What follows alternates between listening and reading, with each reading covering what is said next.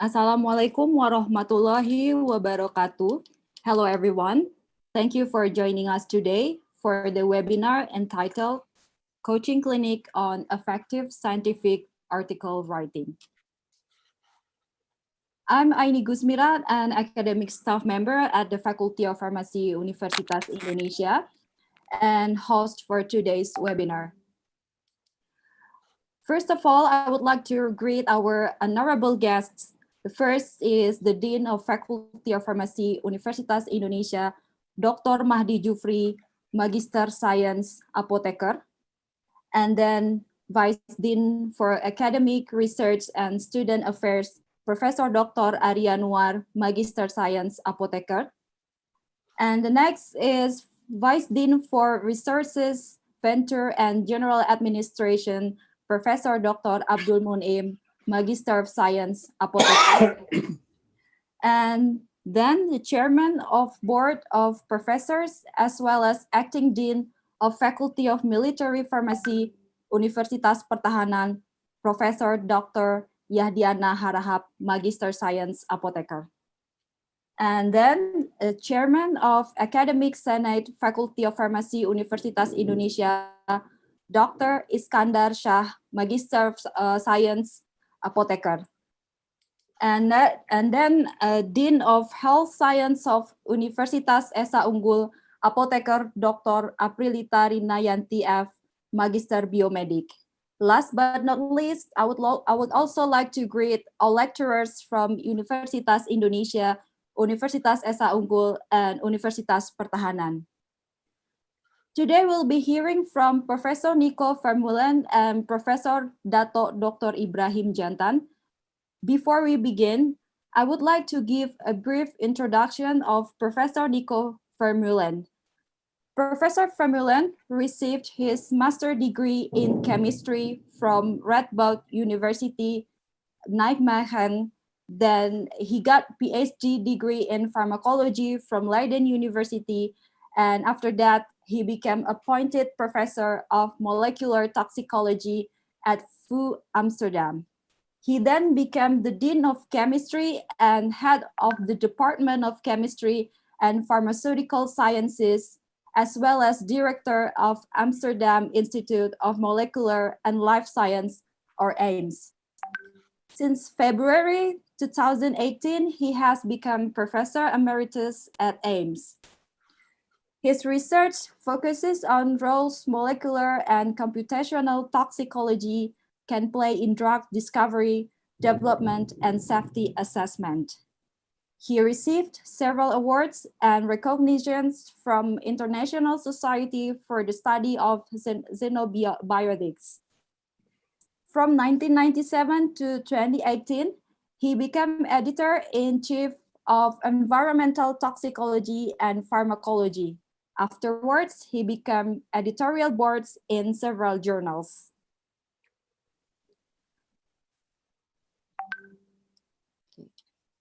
So his work has resulted in more than 450 publications. In 2010 and 2015, he was listed in ISI Highly Cited in Pharmacology and became top 1% worldwide. Based on Web of Science, his work has been cited 15,020 times and get H index of 54. In this webinar, Professor Vermeulen will cover writing scientific paper and getting it published in a quality scientific journal, Theory and Practice. Professor Vermeulen, thank you so much for joining us today. Good morning. Good morning. I see that everything is well organized. I am very happy to join you today on this special session.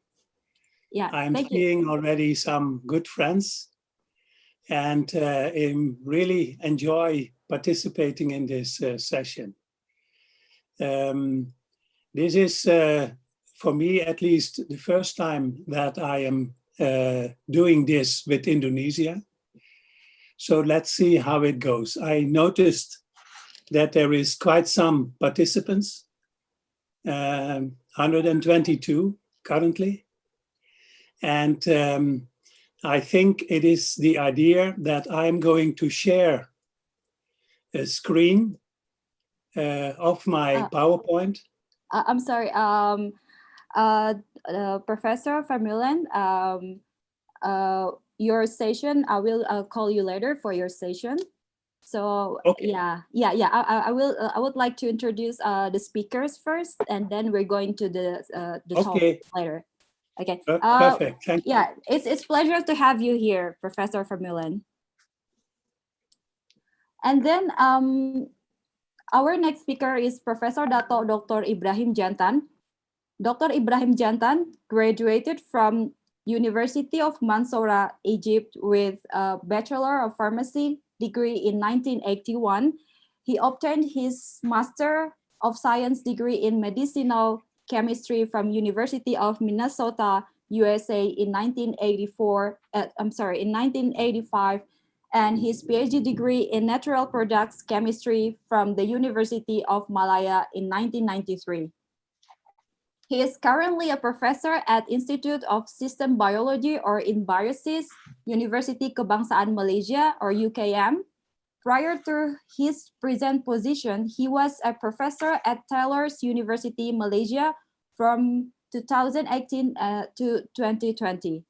He has more than 34 years of research experiences in natural products and medicinal chemistry and pharmacological activities of natural products. He has published 197 papers in ISI index journals, 73 papers in proceedings, 2 books, and 5 chapters in books. His Scopus H index is 30.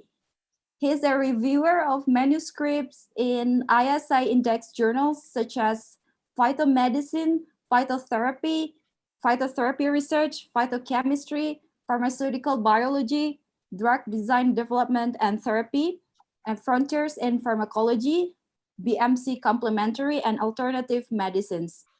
He was recipient of many awards, including Medicine Srina Karin Wirat University or MEDSWU Honorable Award 2010 Thailand. And then Professor Dr. A. Hisham Endowment Award India. And the next is Distinguished Research Award Tokoh Penyelidik 2013.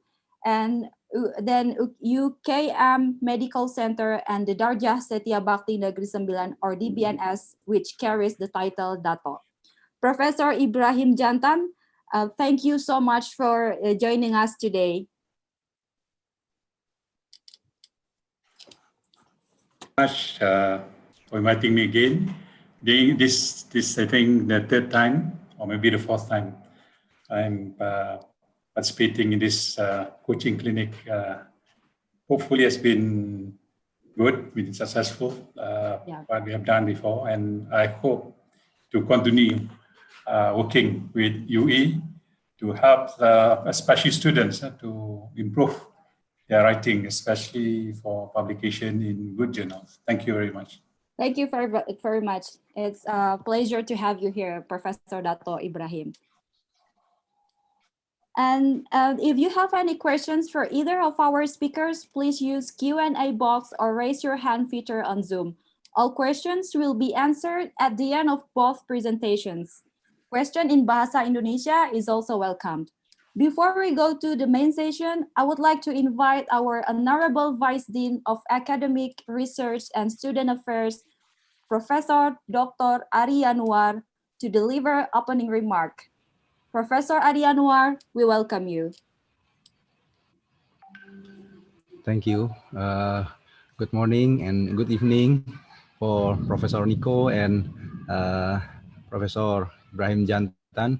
It's very a pleasure for us to joining here to give is such a traditional annual event for us for coaching clinic. Is very important for our students. So this event become like our traditional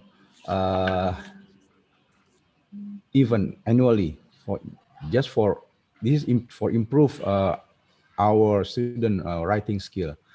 So I hope based on the experience from Professor Nico and Professor Ibrahim Jantan, the student will get a lot of benefit for improving the writing skill.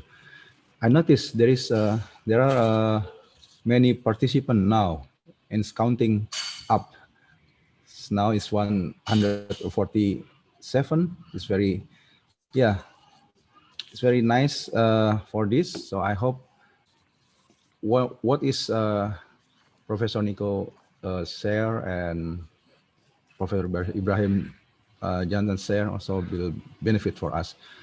Thank you for Prof. Nico and Prof. Ibrahim for long-term collaboration, for assisting us for this event.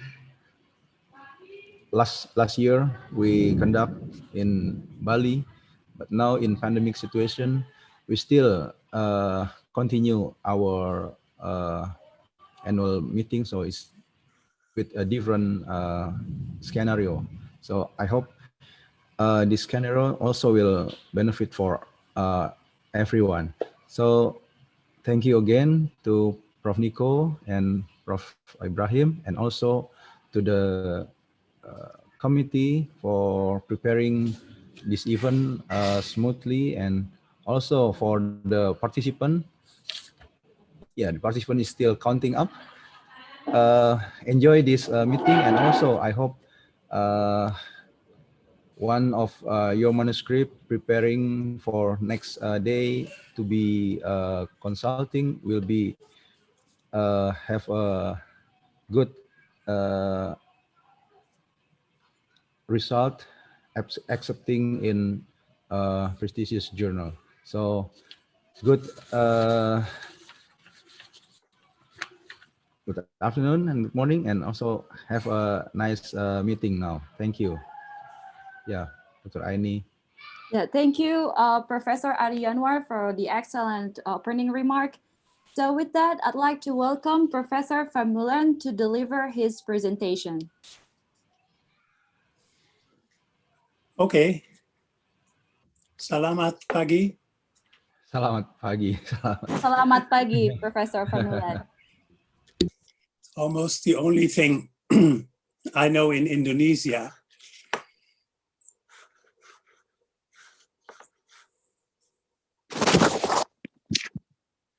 So I will, it's interesting to hear that it is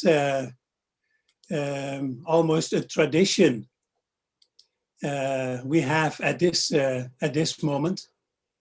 Indeed, it is, we have done that several times, but then face to face, which is of course much nicer than under these strange Corona situation online. But given the time schedule we have, I think I should start. And for that purpose, I will share the screen and with my PowerPoint presentation and hope that will be okay. So one moment.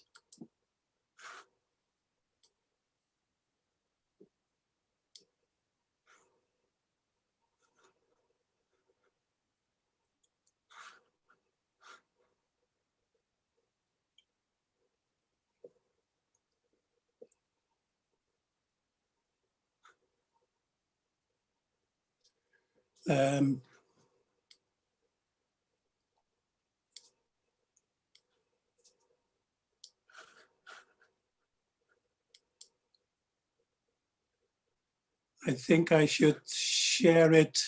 It is not in my Dropbox at this moment. I have it on my desktop, and I do not see the choice desktop at this moment. So let me.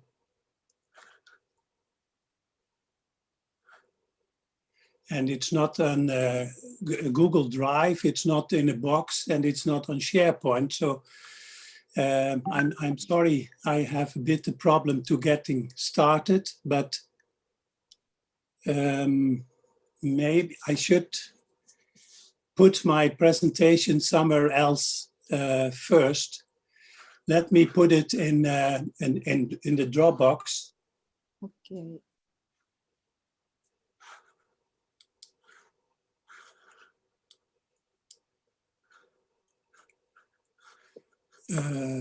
Maybe I can.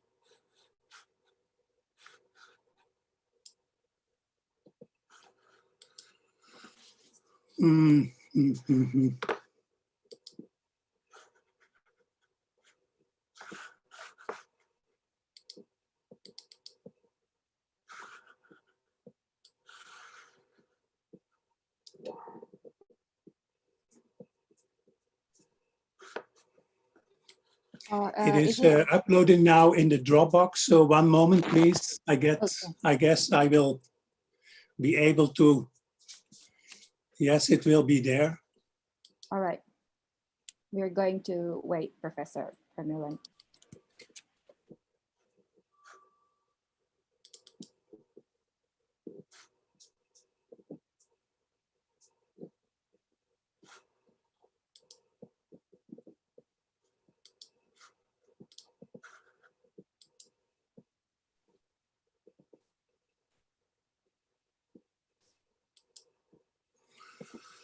Ah.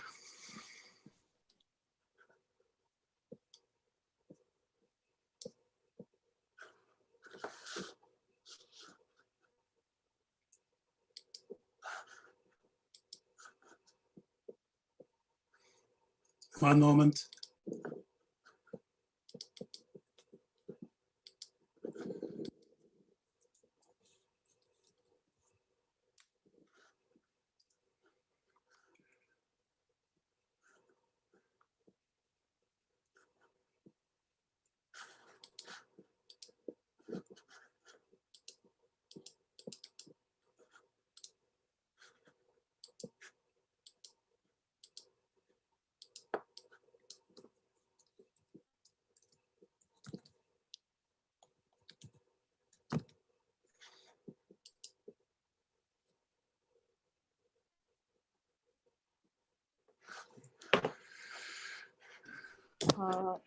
Okay, I have it now, I guess.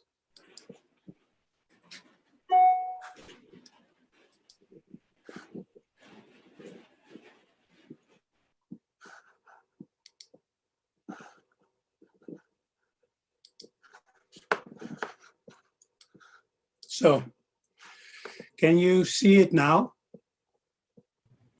Yes, Professor Vermeulen, we can see it now. Okay, in that case, I first had to put it in my Dropbox. Was not aware of that, but anyhow, it is there. So let me start. I'm sorry for the slight delay. Can you hear me well as also? Yeah, the sound is good. Okay, fine. In that case, I will start. My apologies. But anyhow, my name is Nico van Juwen, and as mentioned, I'm an emeritus professor at Vrije Universiteit or VU University in Amsterdam since 2018. And as most of you know, VU University is indeed in Amsterdam, and you can see here on the picture, typical picture of Amsterdam.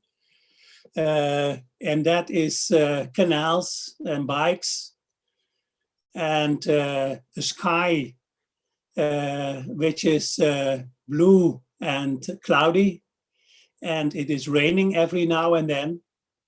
And subsequently, it is also, of course, let's say, the place where our university is located. And the location is indicated on this slide as well. And we can see here, bit larger. We can see here the campus of VU University, which is in the south of Amsterdam, close by Schiphol. And in addition to the main building, there is quite some new buildings currently. And this white building here, can you see my pointer? Yes, we can see it. Okay, fine. That white building there is the research building where my institute, AIMS, of which I was a chairman and a director since 2010, is located. It is an institute for life sciences and pharmaceutical sciences, but it's also including chemistry and biology and bioinformatics. So altogether, it is a very nice and large new building, which we were fortunate to move in 2015. Having said so, I would like to go to the next slide. And the next slide is the content of my presentation. What I will do first is, after some general introduction, specifically also looking to some trends in publishing, subsequently how to prepare a good manuscript, how to prepare yourself, in fact, for a good manuscript. Preparing a good manuscript is done later, and that is what Prof. Ibrahim will do as well. Subsequently, I will go to how to select a good journal for your purposes. Then there is 2 items, how to compose and write a manuscript, and also how to submit a manuscript and to handle the peer review process. And that is more taken care of by Prof. Ibrahim. And I subsequently will talk about publication ethics and plagiarism. And there will be time for questions and answers. And of course, I should use the acknowledgements as well. And as to the practical exercises, I think on the next meeting, we will have a session again, which will come later. So looking to trends in publishing, it is maybe good to know where your manuscript is part of once you have submitted and have it accepted in a journal. So in total, between 2000 and 2013, there were 13,000 journals, in fact, which is a significant increase. And ever since then, it is almost exponentially increasing more. So that means that your manuscript is in a very large database of journals. And within the journals, there is, of course, a lot of papers as well. I was heading and editing a journal on environmental pharmacology and toxicology until 2 years. And there we had about 1,200 manuscripts published every year. So it is really a large amount of data where your publications will come ahead. And another trend is that there is a rapid conversion from print to electronic. And at this moment, in fact, 95% of the journals, or even more, in life sciences, even higher, the journals are e-only. And in addition to that, there is often a paper copy of the journal as well. But gradually, the print-only situation from 1997 till now has changed the world of scientific publication enormously. So it is also changing the role of journals due to e-access. On paper, it is much more difficult, and also much more difficult for some countries to get it access. And also at our journal, our university, it was always a problem to have enough journals for your work, because especially the paper journals were very much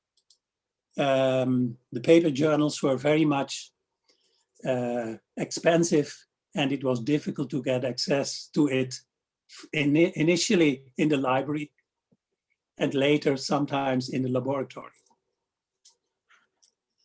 There is also an increased use of articles, which is good because your manuscript is seen. Your manuscript is seen more often by people.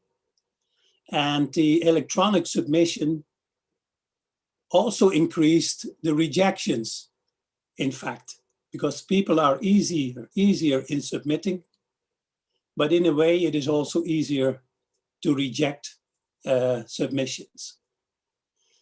There is in recent years, and I will talk a bit about that. Also, open access journals, and that I will mention a bit later. And there is also experimentation with new publication types. For example, on YouTube or other public sites where people can publish their work. So not peer-reviewed, but directly publishing as it is. And in some cases, even university are publishing their own work. So one important question you should ask yourself always is why to publish? And you may have personal reasons for that. And for example, it is possible that it is necessary for your PhD degree. It may be possible to get, and is certainly possible, to get funding for your research if you are a scientist. In some countries, and I understand that that is, for example, in Indonesia, it is a prerequisite to get promoted, which is for our country a bit strange because in theory it is not related. And there may be other reasons, good reasons, personal reasons for publication. Of course, it is also important for the institute and the recognition and the ranking of the institute. So your faculty also benefits nationally and internationally from your publications. However, you have to realize that the editors, the reviewers, and the research community does not consider these reasons when you are assessing your work. So it is clear that you have your private reasons, your personal reasons, but on the other hand, the outside world is not aware of that and will not take that into consideration.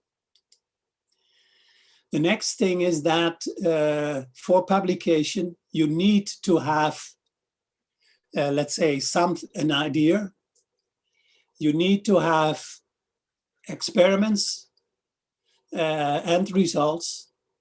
You need to have good experiments which solve something, and you have to do the proper experiments. Otherwise, in this reiterative process, it will not be possible that your idea is ultimately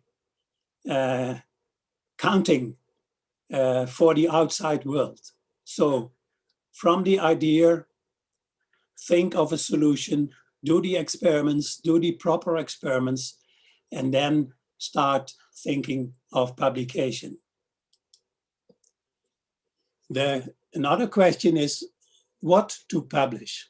And the publishing is one of the necessary steps embedded in scientific research process. It is also necessary for your graduation and your career progression often, but it should be new and original results or methods. Reviews or summaries of a particular subject are okay as well. And certainly manuscripts that advance the knowledge and understanding in a certain field are important. And what do you not publish? That is reports of work which is not of scientific interest.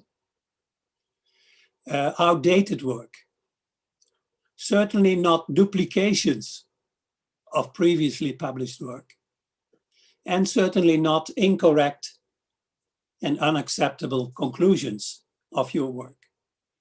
So you need a strong and effective manuscript to present your contributions to the scientific communities. And it is really important to think of, is it worth publishing? And there is certain things which are not worth publishing. And if you decide to publish further, then the question is, what is a good manuscript? And of course, the scientific content should be high. But on the other hand, the presentation of the data should be clear as well. And good data have a novel, a clear, useful, and exciting message. Subsequently, they are presented and constructed in a logical manner. And the reviewers and editors can grasp the scientific significance easily. So good scientific content and good presentation of data is necessary for a good manuscript. You have to realize that editors and reviewers are all busy scientists. So for them, make the things easy in order to save their expensive time. Otherwise, you will have problems in getting it published. So that is a bit about a general introduction and trends in scientific publishing. Then the question is how to prepare for a good manuscript. And subsequently, we'll go to the selection of a good journal for your purposes. But for now, how to prepare a good manuscript. You have to do a lot of things before you are starting to think about publishing, because too many researchers have abandoned the value of libraries when they stopped going there physically. And there is more. The search systems have been improved a lot. So in gathering literature and refining your research strategies, the library is often not the place anymore. So it is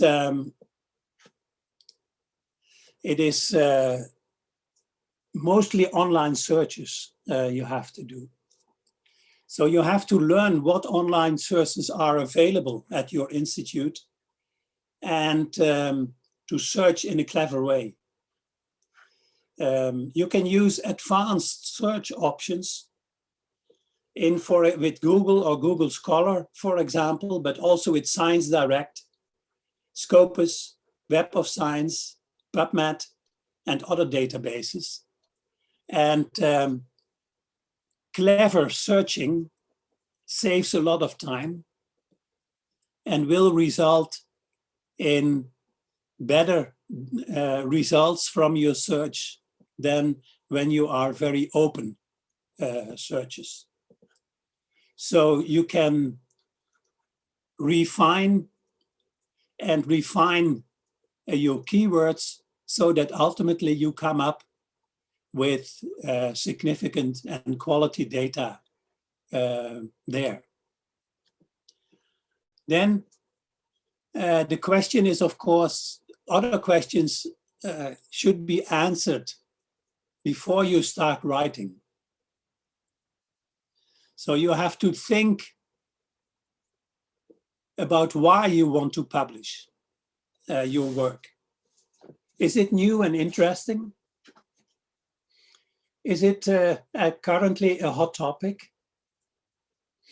Have you provided solutions to some difficult problems? And are you really ready to publish the work at that time? For example, if you have research which can be patented, it is better to first patent it than to publish it. So there may be reasons, all kinds of reasons, and questions to think about why you want to publish your work. And if the answer to those questions are all yes, then you can start the preparation for your manuscript. And you have to realize that the time schedule for preparing a manuscript and having it published in a journal, it is often 2 to 4 months or even more. So you really have to plan it, and you have to go from data analysis to journal selection. And if you know which journal, you have to start writing. You have to start writing the manuscript. You have to check and rewrite. You have to check with your co-authors, for example, and make your manuscript final. Then you can submit it. But often the reviewing process will result in the need for amendments or maybe even rejection. Then you have to rewrite and resubmit. And ultimately, you may have a situation in which your manuscript is accepted in a journal. So it, apart from thinking why you want to publish your work, you have to plan because it is taking a long time before you are preparing, before it is accepted. So if you are doing a PhD research, for example, for a thesis, you really have to start writing early in order to be ready with your thesis in time. Then the question is, what type of manuscript should you consider for your work? There are full articles or original articles. There are letters or rapid communications or short communications or case reports. There are review papers and perspective papers, but that is often for senior scientists. And there are new types of manuscripts, such as micro articles, software papers, graphical reviews, etc. So self-evaluate your work, and is it sufficient for a full article? Or are your results so exciting that they need to be shown as soon as possible and allow a rapid communication or a short communication? Do you want to experiment with new article types or with new target audience? That may give a reason to choose for a different type of manuscript. If you are a PhD student or a younger scientist, I think it is certainly important to ask your supervisor and your colleagues for advice on manuscript type. Sometimes outsiders may see things you do not see at that moment. So from that point of view, it is important to have a look at that as well.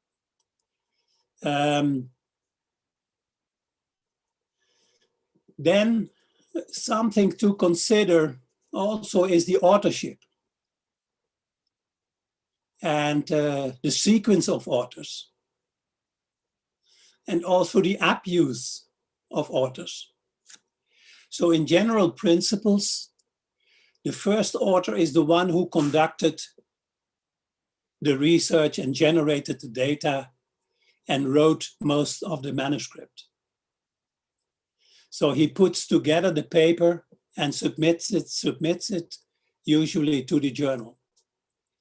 Although it may also be a senior author or your supervisor, who is submitting the paper to the journal.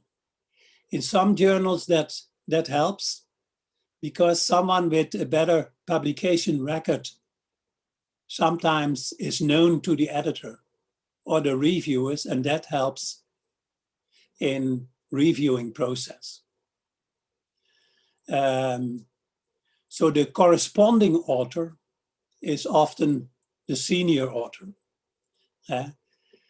And he certainly has to approve the publication And particularly when the first author is a PhD student or a postdoc, and he may move to another institution. And then it is also easy if the corresponding author is the senior author of the institution. The order of the authors may be important as well, but certainly it is not done that ghost authorships are at stake. So you should not leave out authors who should be included, because that is unethical. People who contribute should be in the list of authors. You should also avoid gift authorships,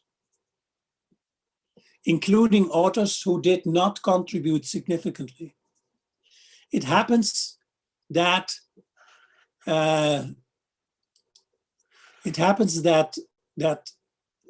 authors are hired for preparing a manuscript, but that is not the way it should be done in your scientific research. So there are quite some considerations before and while you are writing a manuscript and preparing it for submission. And apart from the good results and the good ideas and the good data, it is also necessary to look at the trend of scientific publishing and how to prepare a good manuscript. Then I would like to go to the next item, and that is how to select a good journal for your purposes. And one of the good opportunities there is to look at the references you are using for your manuscript, because those give already an impression where your paper should fit best. You then should look and review some recent publications in each of the candidate journals and find out the hot topics, the accepted types of articles, etc. So you ask yourself the questions: is the journal peer-reviewed to the right level? Is it good quality? Is it fast enough? And so on. Who is this journal's audience? Is it the correct scientific discipline or the correct, let's say, type of research which is in that journal? How fast is decision-making and publishing? In some journals, it takes up to a year to get it published. And in other journals, it is 2 weeks or 3 weeks. But then you are talking about the natures and the sciences. Do you want to publish in open access? And that may also be a strategy of your university. But on the other hand, it is also beneficial to publish open access, as I will mention in a minute. What are the impact factors of the journal? And does the journal really exist? Or is it dubious? Check, for example, archived versions.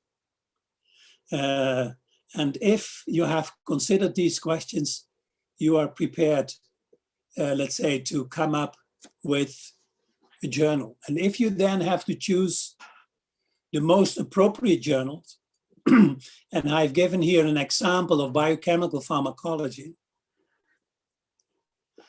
you should look for the candidate journals, should look at the aims and the scope. to the accepted types of articles, to the impact factor, to the readership, whether new types of papers can be entered or new types of data can be entered. So here, for example, it is necessary to prepare a graphical abstract.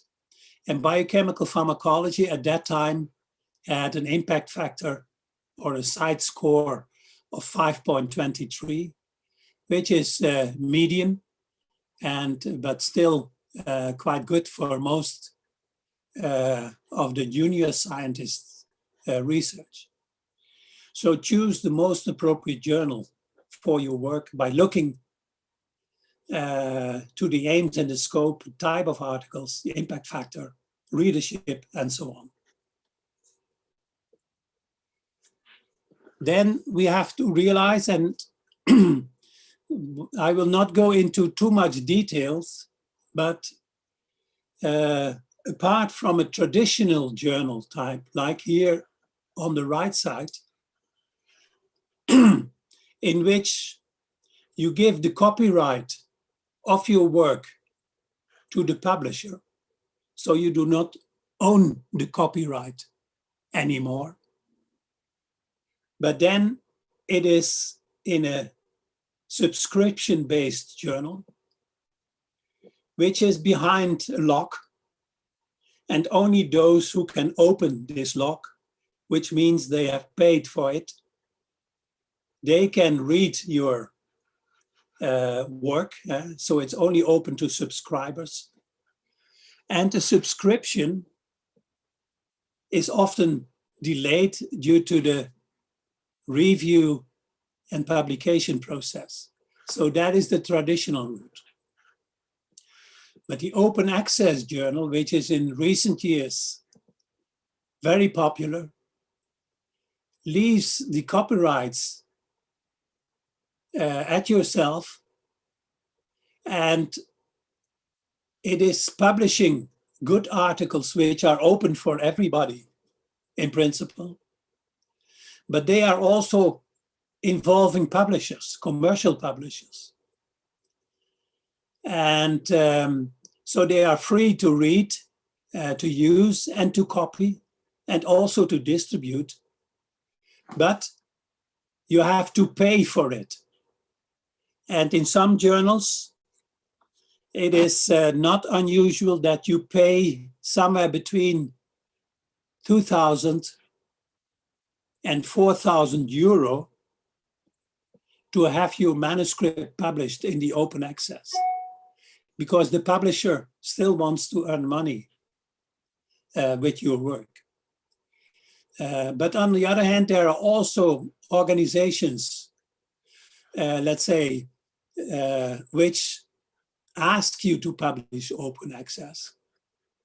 But altogether, open access is free, immediate, online available, and the research, and it is coupled to right to use these articles fully in a digital environment. And open access ensures that anyone can access the results.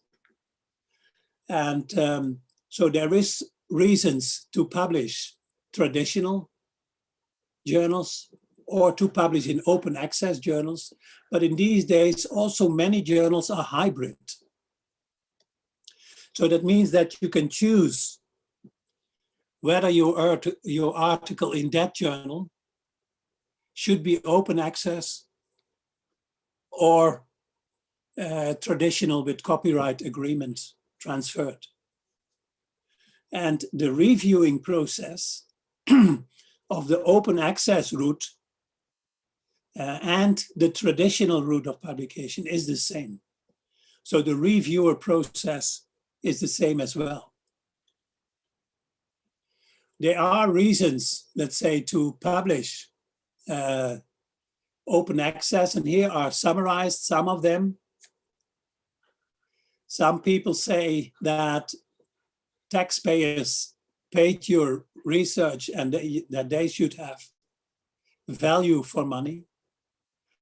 It can also be compliant with rules of your funding organization, of your university. It is open to the public. Practitioners can use it more easily. Interestingly, in these days, the citation rates of open access papers are often higher than of traditionally published manuscripts, which can also be a reason, because more people will have access to the journal. There is more exposure of your work, and in addition to that, interestingly, I think it is also open to researchers in developing countries where the expensive journals from the Elsevier's and the Nature's and so on will be available. In Indonesia, I understood there is an Indonesian university consortium which is promoting open access as well. And there is arrangements for you to use that as well.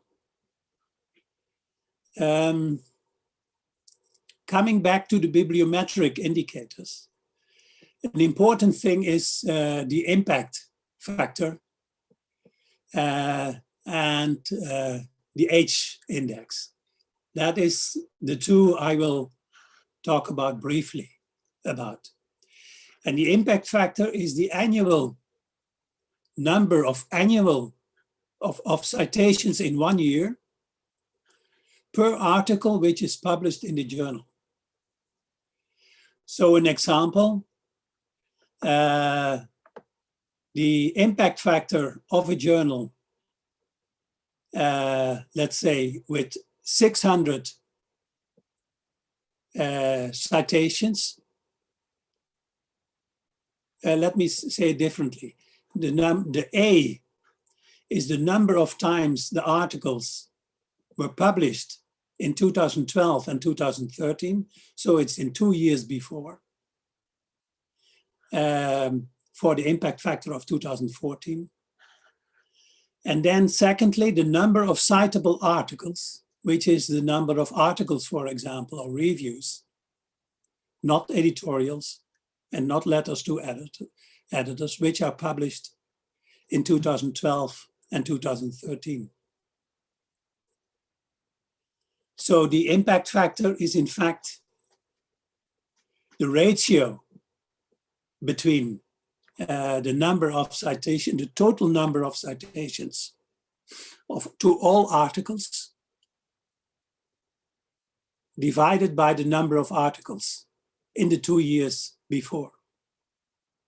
So which means in practice that if a journal has an impact factor of 5, for example, like the biochemical pharmacology, then it means that in the last year, each of the papers was cited, of the years before, of course, each of the papers was cited on the average 5 times. And that is reasonably good if that is likely then that your article will be cited 5 times per year as well. Then there is an H factor, but that is more for private purposes or for personal purposes. And it's basically the number of papers in your list of publications. In fact, in the descending order of citations. And then the number of times the paper has been cited. So for example, in my case, as you heard, the H index is 54, which means that number 54 in my list of publications with the highest citations has been cited 54 times. And for example, the first paper on the top citation paper on my list has been published 2,500 times, which is really good for a review paper of a PhD student. But the impact factor and the H index are important things in terms of bibliometric indications. There are others as well, but I will not go into the details of that. Let me give here a number of impact factors. In the area where you are working, of course, per discipline, it is varying a lot. Fundamental life sciences is, on the average, having more citations, for example, than social sciences or environmental sciences.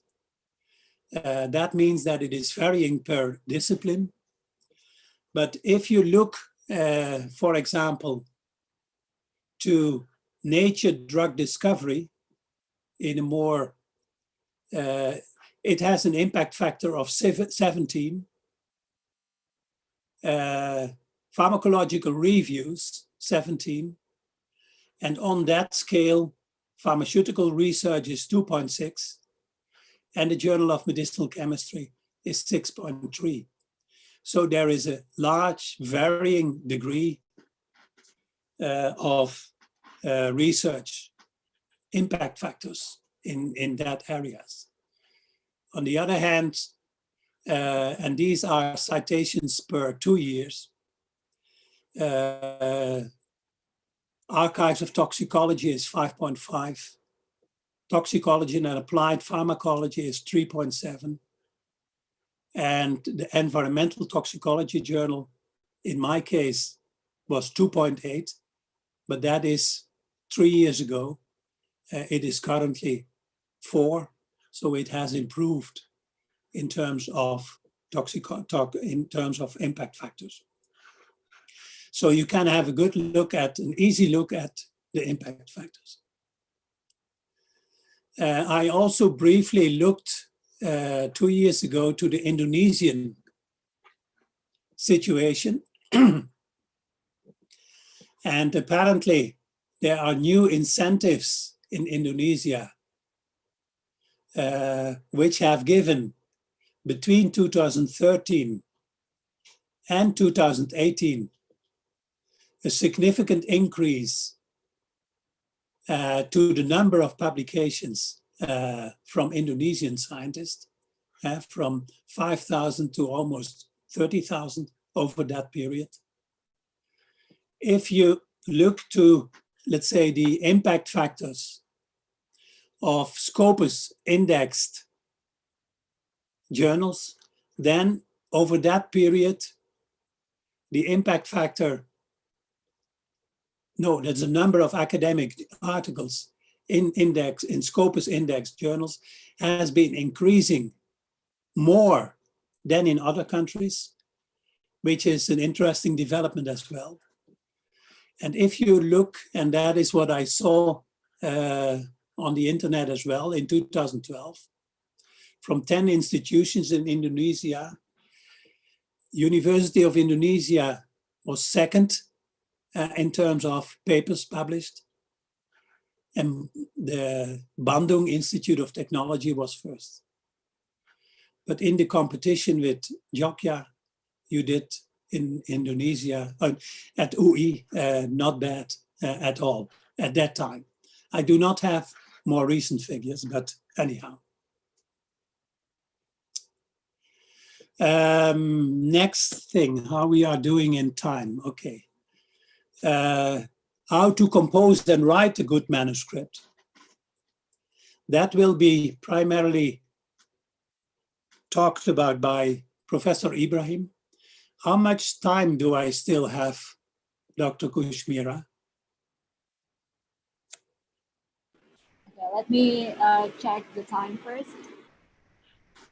Can you repeat? Yeah. I'm sorry, can you hear me? Because it's a heavy rain here. Professor Formula? Yes, I can hear you, but Yeah. how much time I still do have? Okay, let me check the time first. We started a little later, but according to my schedule, it is 2 o'clock. Yeah, it's, I think we still have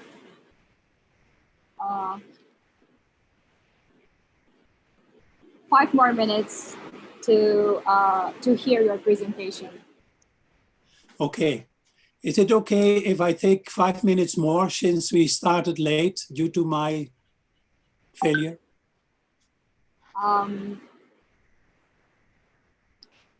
Excuse me, could you excuse me for a moment? Okay, the committee say it's okay to have more 5 minutes more. Okay, yeah. In that case, let's say I will continue, let's say to 5 minutes more, which means that I leave the how to compose and write a good manuscript to Prof. Ibrahim. And also the next item, how to submit your manuscript and to handle the peer review process, that is for Prof. Ibrahim. So continuing very briefly, let me see.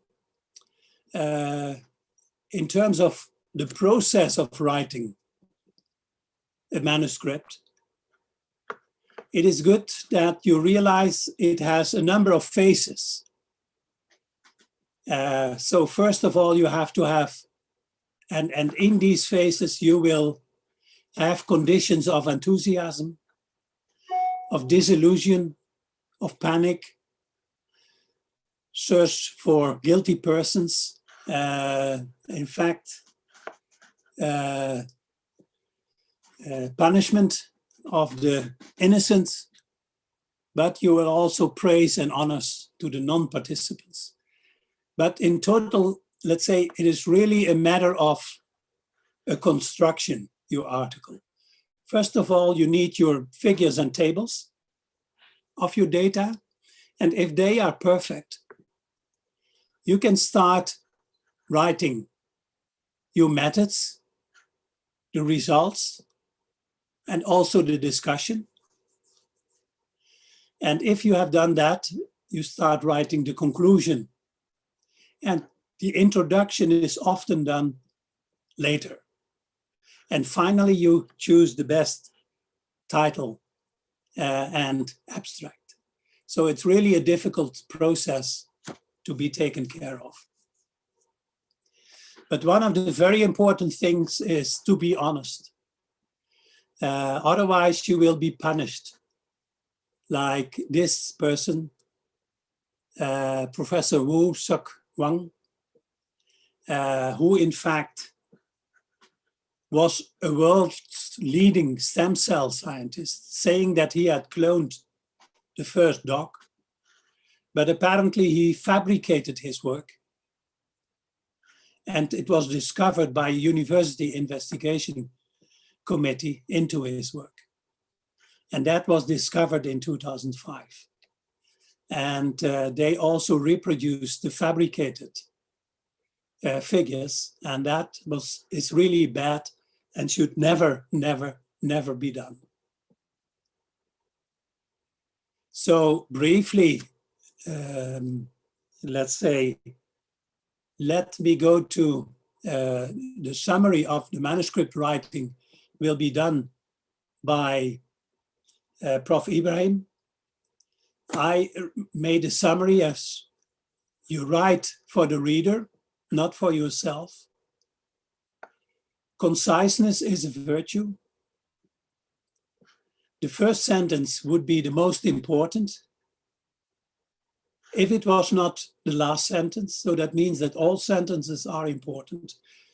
Obey the editor's instructions and always follow supervisor's advice. How to submit your manuscript and to handle it will be done by Prof. Ibrahim as well.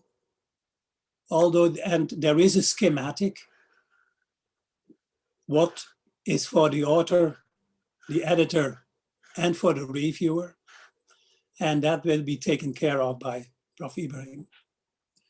I was editor for many years, more than 20 years, of environmental toxicology and pharmacology, and we had in total 65% rejection of the manuscripts, let's say, which were submitted. And that were rejections outright. So immediately after submission, I rejected already 65% of we already rejected 65% of the papers. One of the criteria was too many and partly too old and missing references and missing most recent references. Too few really new data or new concepts, which is essential for the journal. The manuscript was better suited for phyto, food, or pharmacological journal. Plant material tested was a mixture and relatively poorly characterized. And the experiments are thus not difficult to be repeated by other scientists. Really too few mechanistic interpretations or concepts. And very important as well, a cross-check analysis of the text for the journal, which is done immediately, revealed that 55% or more. My screen is.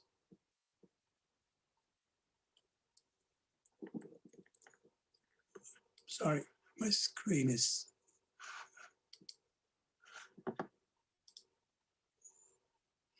55% of the data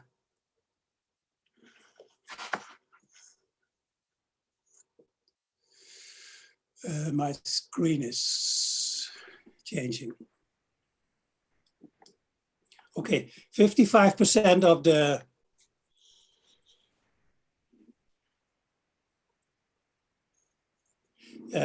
text was copy-pasted from other journals, and that is also something which is not done. It's a reason to reject. So my last item is publication ethics and plagiarism. Really, you have to realize that authors have the right and privileges, but they also have the responsibility to be ethical. And falsification of results or images is really a scientific misconduct. And plagiarism, that is using different forms and severities, so the paper must be original. Copy-paste is not done.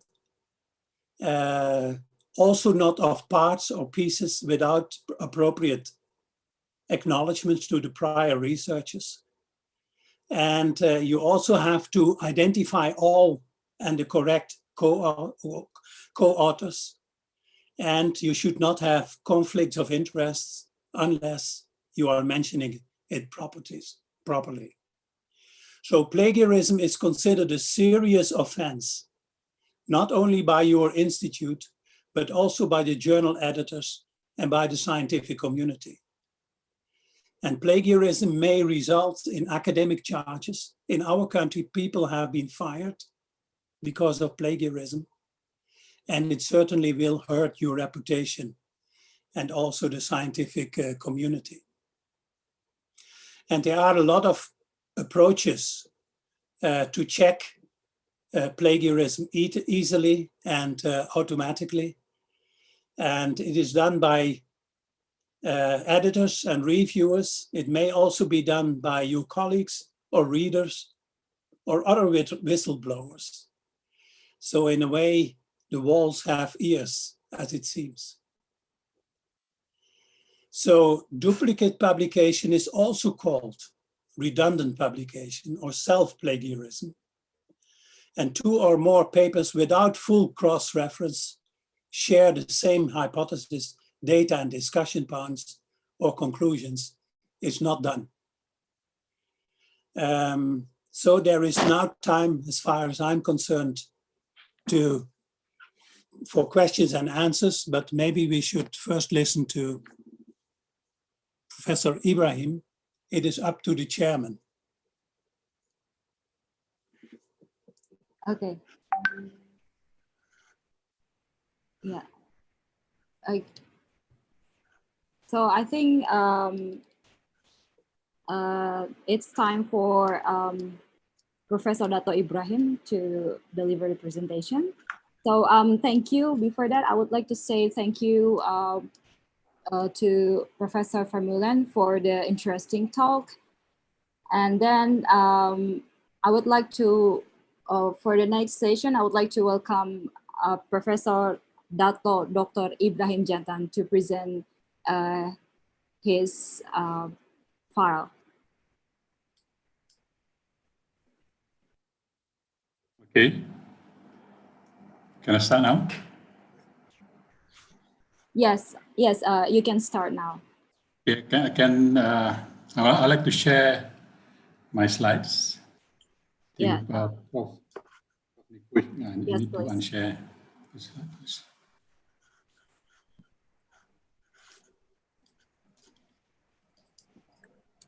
Okay.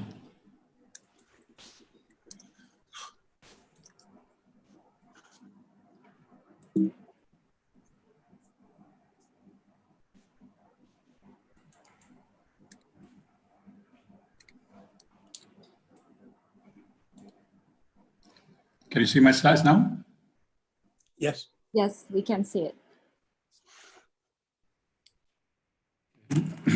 Bismillahirrahmanirrahim. Assalamualaikum. Very good afternoon. Thank you very much for inviting me again. Hi, Prof. Nico. Very interesting presentation by you. So I should continue from where I stopped. And the title given to me is on writing research paper and publication strategy. Okay, just introduction to especially for the students. To write a good research paper requires an effective technical writing skill. What is technical writing? It's a straightforward and efficient and clear way of explaining something and how it works.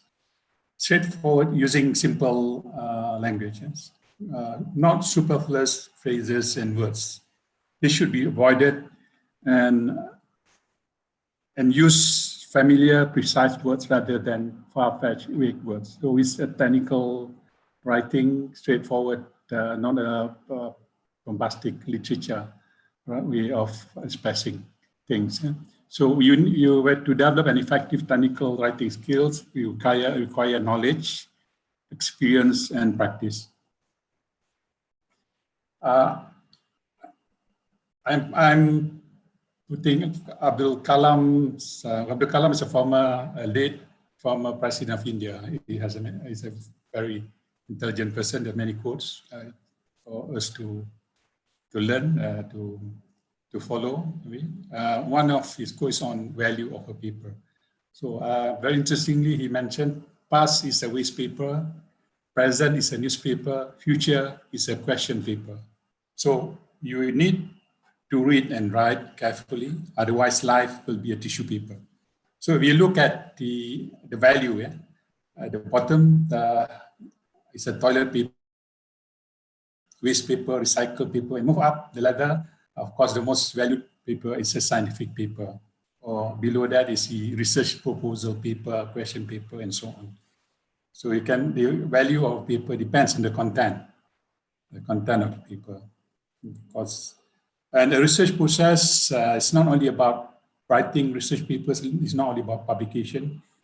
You have to start a good research proposal to get grants, and then implementation of the research project in your research team, with students, with postdoc, and also research colleagues, collaboration with other scientists. And then completion of research project, and you have the data with you, you analyze the data, and then followed by writing research papers. So this is the one, to me, Of course, all have challenges, but writing research papers on the area of process that is not easy to achieve. Sometimes you may get a very good research data, but to translate it into a research papers, to write it into a good report may not be easy for some people. And finally, of course, you submit your paper for publication in good journals. So I'm going to show you, especially for students, I think it's very basic, but I give you some tips on how to write a good research paper. This is a general form of a research paper, and you can see it in many journals website, especially on the guidelines for authors, you have to look for that. So many journals require the following sections submitted in order as listed.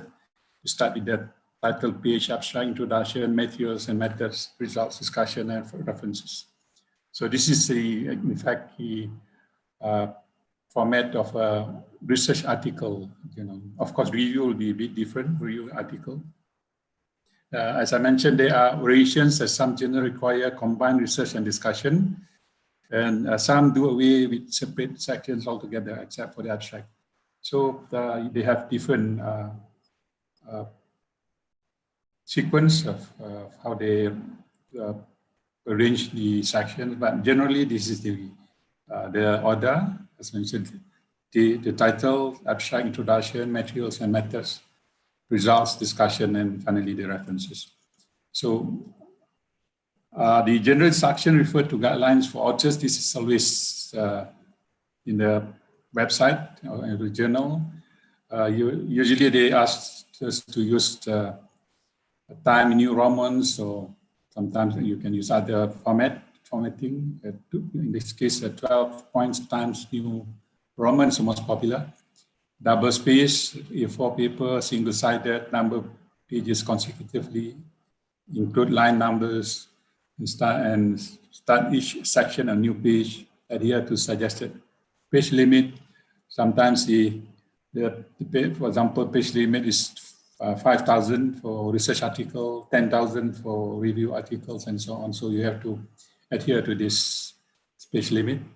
And also number of tables and figures, and avoid dividing a table or figure confined to the single page. The table figures can appear next to the text in the report or on separate pages, usually at the end after the references.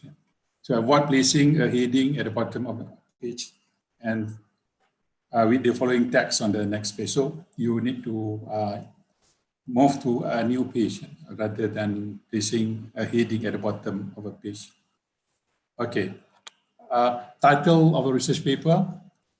You have to select an informative title. Why is informative title? That is a topic that can easily covered within the assigned limits of your paper. Okay, and give a clear, succinct, and accurate title indicating the problem area around which the research will be undertaken. And that the title should be concise. The titles are often used in information retrieval systems. So you have to avoid abbreviations and formula where possible. So examples of title of research papers, example, inventory activities of compound from this of pigs of Garcinia hombriana, here on human low density lipoprotein oxidation platelet aggregation. And another example is dendritic cells pulse with generated tumor cell lysate from Philanthus amarus. Scam and TON induces anti-tumor immune response. These are, as mentioned, concise and cover the assigned limits or the topic of your research or your study. The title page should appear something like this. The title at the top, the informative title, followed by the name of authors and their affiliations, and then the correspondence, for author for correspondent. So abstracts are generally summaries about 150 to 300 words or less, and it has to be single paragraph, concise single paragraph, summary of completed work or work in progress. You can also use a structured abstract. I'll show you later in a minute or less.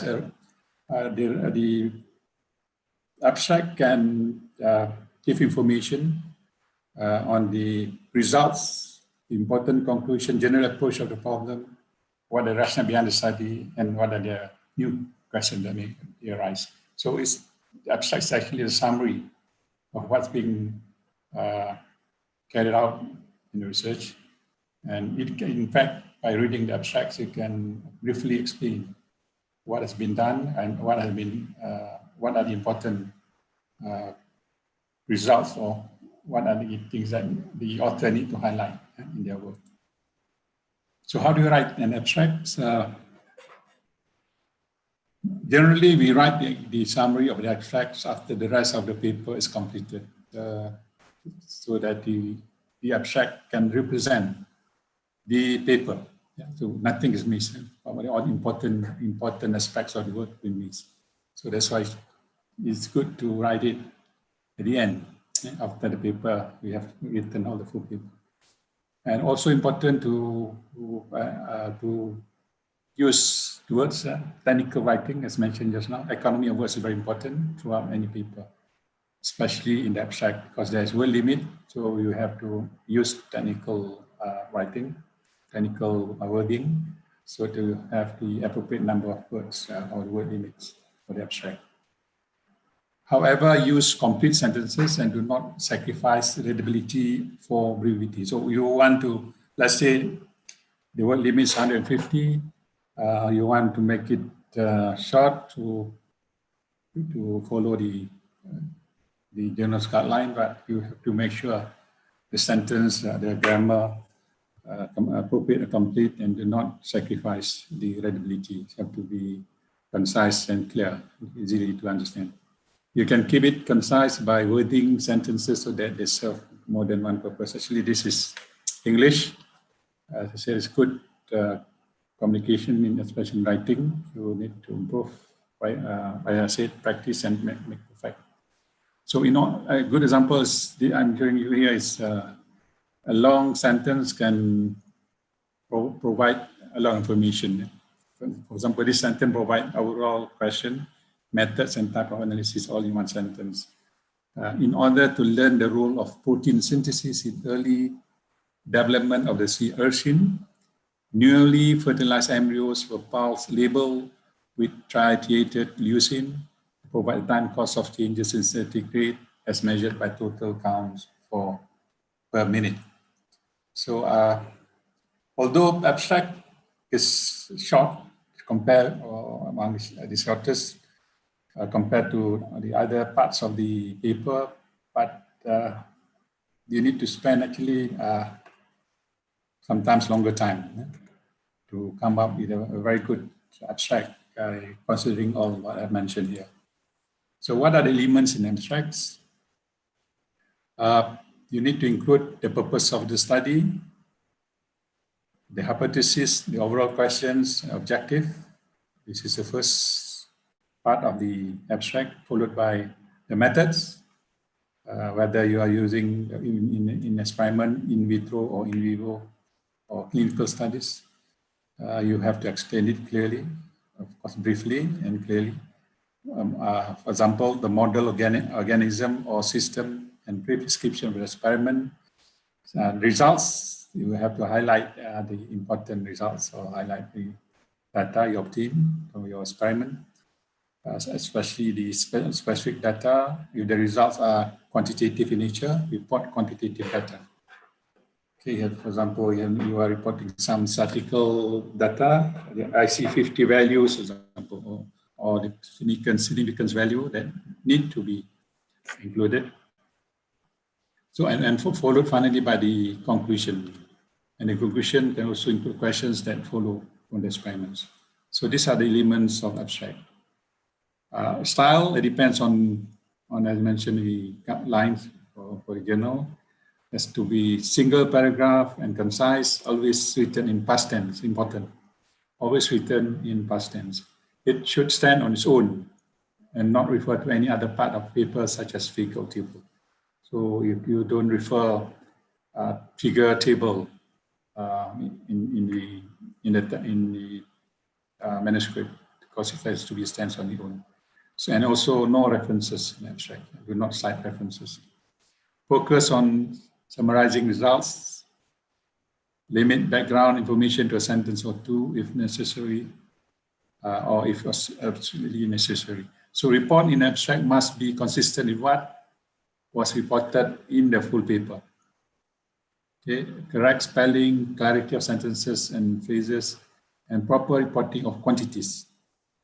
Proper units, in fact, you have to be uniform. And if you are using micromole, so make sure you use micromole and not microgram per mil mixed together. So you have to use proper units, significant figures, and these are very important.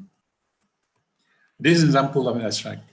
This is not a structured abstract, but the flow is there. You make it systematic. You start with the background. For example, this abstract begins with the background, one sentence background on the problem, actually, the research problem, or take it, and then followed by the objective and the methods, and then the results and the conclusion. And then you have to count the word limits, have to be the number of words should be the number that the maximum number of words can exceed what has been suggested by the journal. Okay, this is not a structured abstract, but as I mentioned, the flow is there. So it's easy for the readers to understand. You start from the background, objective of the study, followed by methods, and also the results. And you can see the English is very straightforward. It's very technical English. And then finally, the conclusion. And this example of structured abstracts, the same, actually the flow is the same, but you have it in section, example, background. Okay. This is the background. What's have been done before in this area. And then maybe justification why you want to study this, or you want to perform this study, and then the objective of the study, the methods, the results, and the conclusion. Okay. And after the abstracts, you have to come up with keywords. The keywords can be from 4 to 6 words. Yeah. This is useful, especially for cross-referencing of the paper.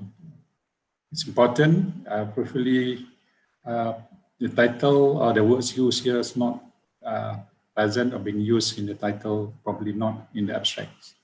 So because they may facilitate computer search and to search your paper, especially, for example, using the Google Scholar. So if you use the right keywords, then they can capture your paper and people can easily read or get hold of your paper and read your paper as references. And after the keywords, is the introduction. So the purpose of introduction is to acquaint the reader with the rationale behind the work, with the intention of defending it. So this is actually the background, something that you need to write to brief or to inform the reader about why you are doing this work. And the paragraph has to be smooth. When I mean it's a paragraph that flow, make sentences flow into each other. It's not jumpy. From one sentence to a sentence, there should be a flow of sentences. I mean, they are related to each other. So organize ideas, making one major point with each paragraph or contain a series of related ideas. That's what I mean. And then sentences should have one or two related ideas. They should be short, but full stop should not be added so liberally that writing does not flow. So in a sentence, you can have, or in a paragraph, you can have many sentences, but they have to be related to each other or related to a certain idea. And pay attention to spelling, clarity, and appropriateness of sentences and phrases. And always remember, use past tense, except when referring to established facts. So you have to always, because you are usually using references or work done by other scientists, and you have to refer their work in past tense, except when you are referring to established facts. So what are the elements in introduction? First, you start with the background. So describe the importance of the study, provide initially you provide a broad context, include a description of background of your topic, support statements with up-to-date and relevant references or literature. Explain why you have chosen the topic, justify the context, provide a rationale. So that should be maybe a two paragraphs on this, followed by hypothesis, state your hypothesis, specific hypothesis, and describe the reasoning that led you to select them. And then the problem statement include a description of the problem and the investigation. Identify research gaps in the understanding. So what are the research gaps? It's very important. Why you need to carry out research, continue doing research in this area, because you need to identify the research gap. Yep. And then research question and objective. Write your research question as they emerge from background and critically literature review. So you have come up with a good background and literature review, and from there you can develop the objective, or you identify the research questions and finally develop the specific research objective. And finally, the originality, the value, importance, significance study. Why you need to carry out this study? What are the novelty, significance of the study, originality? So explain why this study is important by highlighting its originality or why it is worth pursuing. So highlight the benefits, positive expected outcomes, or innovative applications of knowledge. So these are the elements that you need to include in an introduction. Again, and I repeat it, the background, hypothesis, problem statement, research question, objective, and also the novelty or significance of the study. This should not be missed. Of course, the length of the introduction depends on the journal requirement. Some they may need to have quite a long, maybe 1 page or more than that of the introduction. Some may be brief, so it depends on journal that you are submitting your paper to.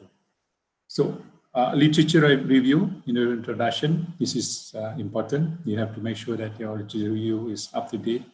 You has to be exhaustive, means you need to include all the important references related to your work, and never miss important references that you need to cite in your introduction. So finding scholarly resources on a specific topic. Any search engine you can use. The most common is the Google Scholar, or you can use the PubMed if you are in the health sciences, and Science Direct. There's many search engines that you can use for this. So finding information about what is already known about the topic. So you use the keywords I mentioned just now. Try to Google or try to look at what are the work that's been done related to this topic, and place the project within the larger whole of what is currently being explored, while demonstrating that the work is original and innovative. You will have to, based on literature review, it will indicate whether the work is innovative or is original. It's coming up with new information, new findings.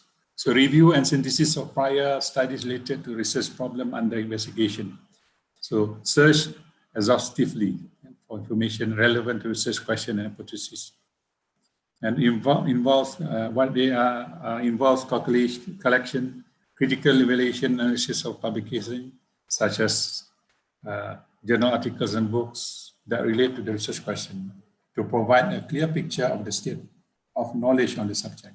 So provide an overview of current knowledge, education, relevant theories, methods, and gaps in the existing research. So literature review, as mentioned, this has to be very thorough, exhaustive, especially you have to come up, you have to cite the most recent publication related to work. And also important, although some publications may be quite old, but it's like a standard, gold standard work in the area, you need to use it or cite them. There are 5 C's of writing a literature review: cite, compare, contrast, critique, and connect. So you need to cite citation, use references, relevant references, so as to keep the primary focus on the literature pertinent to your research problem. Okay, you have to make sure any article related to your work has to be cited. Not all, of course, maybe too many, but those are very related, pertinent to your research problem. And then compare from the article, published article, compare the various argument, theories, the methods and the methodologies, findings expressed in them, and what do the authors suggested or agreed upon in their work, whether their approach are similar to what you are using, or who applies similar approaches to analyzing the research problem. And you need to compare your work and those published previously. And then contrast the various arguments, the themes, methodologies, approaches, and controversies expressed in the literature. Describe what are the major areas of disagreement, controversy, or debate among scholars. So this from the literature, you can identify some of this, and these differences, and then contrast the various arguments and so on. And critique, analytical and critical analysis. Critical analysis is very important. Which arguments are more persuasive and why? Which approaches, findings, and methodologies seem most reliable, valid, or appropriate, and why? So you have to critique what has been published, and of course, critiques have to be based on facts, cannot just based on what you think. So, and then connect the teacher to your own area of research and investigation. How does your own work draw upon, depart upon, synthesize, or add a new perspective to what has been done or has been published in the literature? So what are your contribution? What is the contributions of your work in the science or in the area of study? So to develop a strong research question from your ideas, you should ask yourself these things. Do I know the field and its literature well? What are the important research questions in my field? What areas need further exploration? Could my study fill a research gap, lead to greater understanding? Has a great deal of research already been conducted in this topic area? Has this study been done before? If so, is there room for improvement? Is the timing right for this question to be answered? Is it a burning question to be answered? Is it a hot topic? Or is it becoming obsolete? Will the result of my study lead to publication or in peer-reviewed journals, or maybe possibly patent? Most importantly, will my study have a significant impact on the field? So you can make it as a checklist to make sure that you have a very good write-up on the introduction. Then we move on to the research method, how you write research methods. So research methods to describe the methodology completely, including such specific as the temperature, incubation time, characteristics of samples under investigation. So you need to describe all in detail. sampling and case selection. So record, assess, and sampling strategy, explain the sample size, sampling technique used, and why you use this technique and so on. Provide the justification for case selection. For example, you're doing case study. So data collection methods, explain survey instrument or case study protocol and how the fieldwork was conducted. The limitations of data collection, comment briefly on validity, reliability, and general reliability. So do not report well-known procedure in full.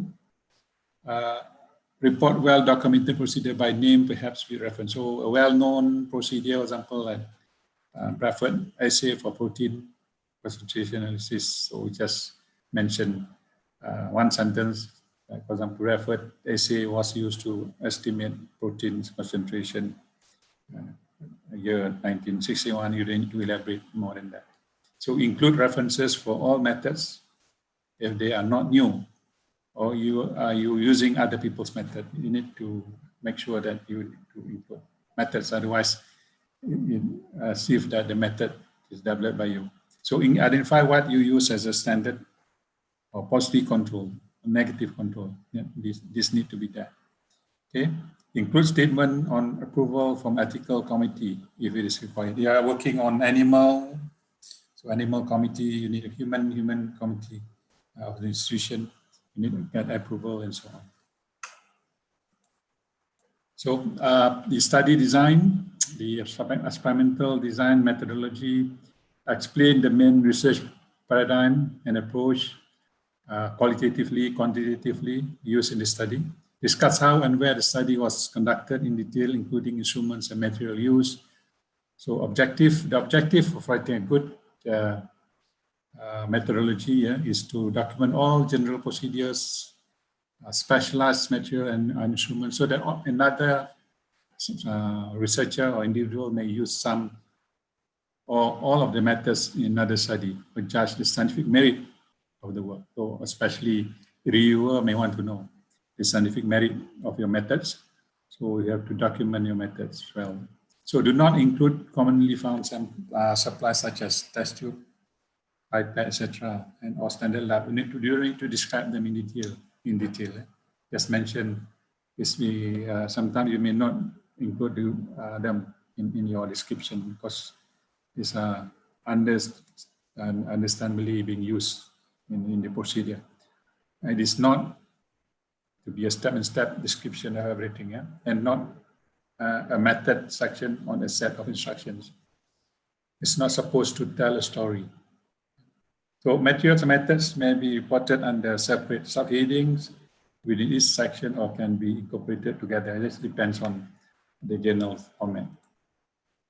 So results, I think how you write a research section, the purpose of results section is to present and illustrate the findings, a completely objective report of the results. Yeah? So this is, I think, among the toughest part of manuscript writing.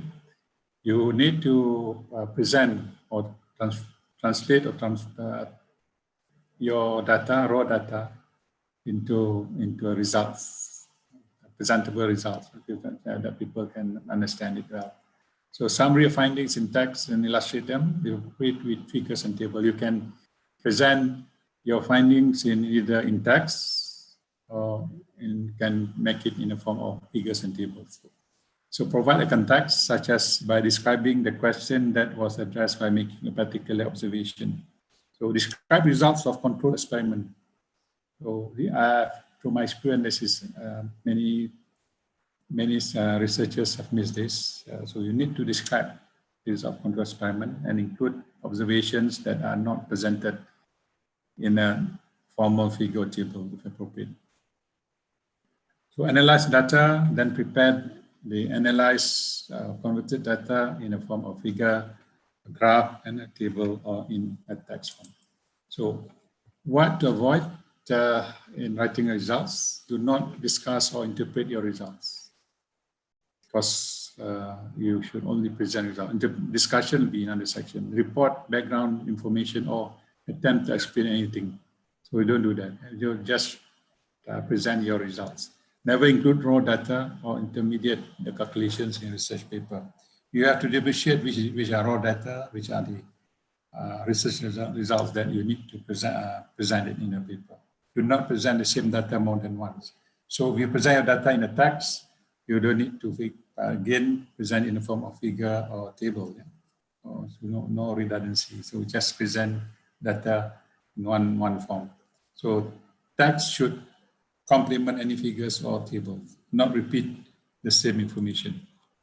Figures and tables, either place figures and tables within the context of the results or include them in the back of the report, following the literature review or on the literature references, followed by, so at the end of the report, the reference section.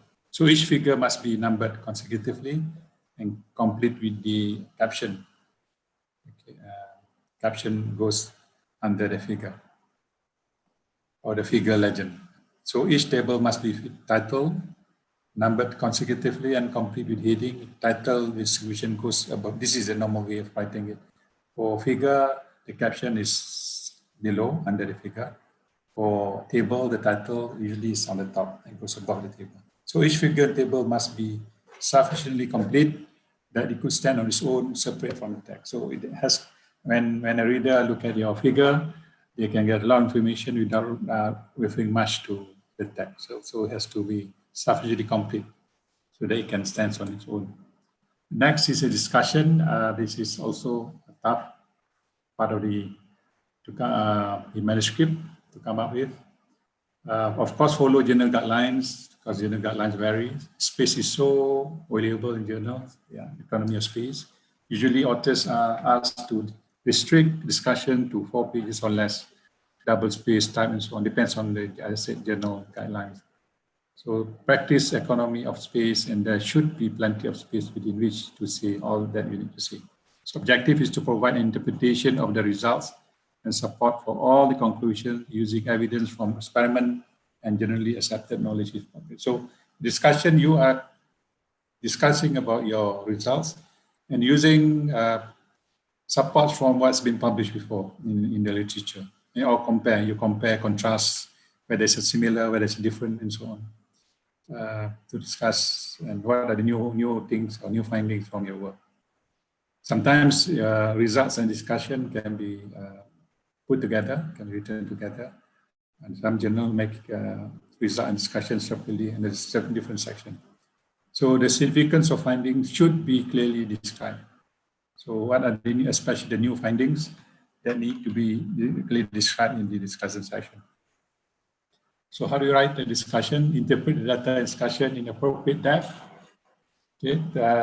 This means that when you explain the phenomenon, you must describe the mechanism that may account for the observation. So it's not just a one-line statement or sometimes repetition of what you got from the result. Is to explain in detail, based on the results that you have seen, and describe. It's good if you can go in depth. Describe the mechanism why it happens. If the result differ from your expectations, explain why that may have happened. Of course, you have to refer to what has been done. What are the results obtained by other scientists before in the area, related area? If your result agree, then describe the theory that the evidence supported. It is never appropriate to simply state that data agreed with expectation and stop at that. So you need to explain, you need to discuss, you need to compare, you need to your result with what have been in theory, what has been published before. You just cannot say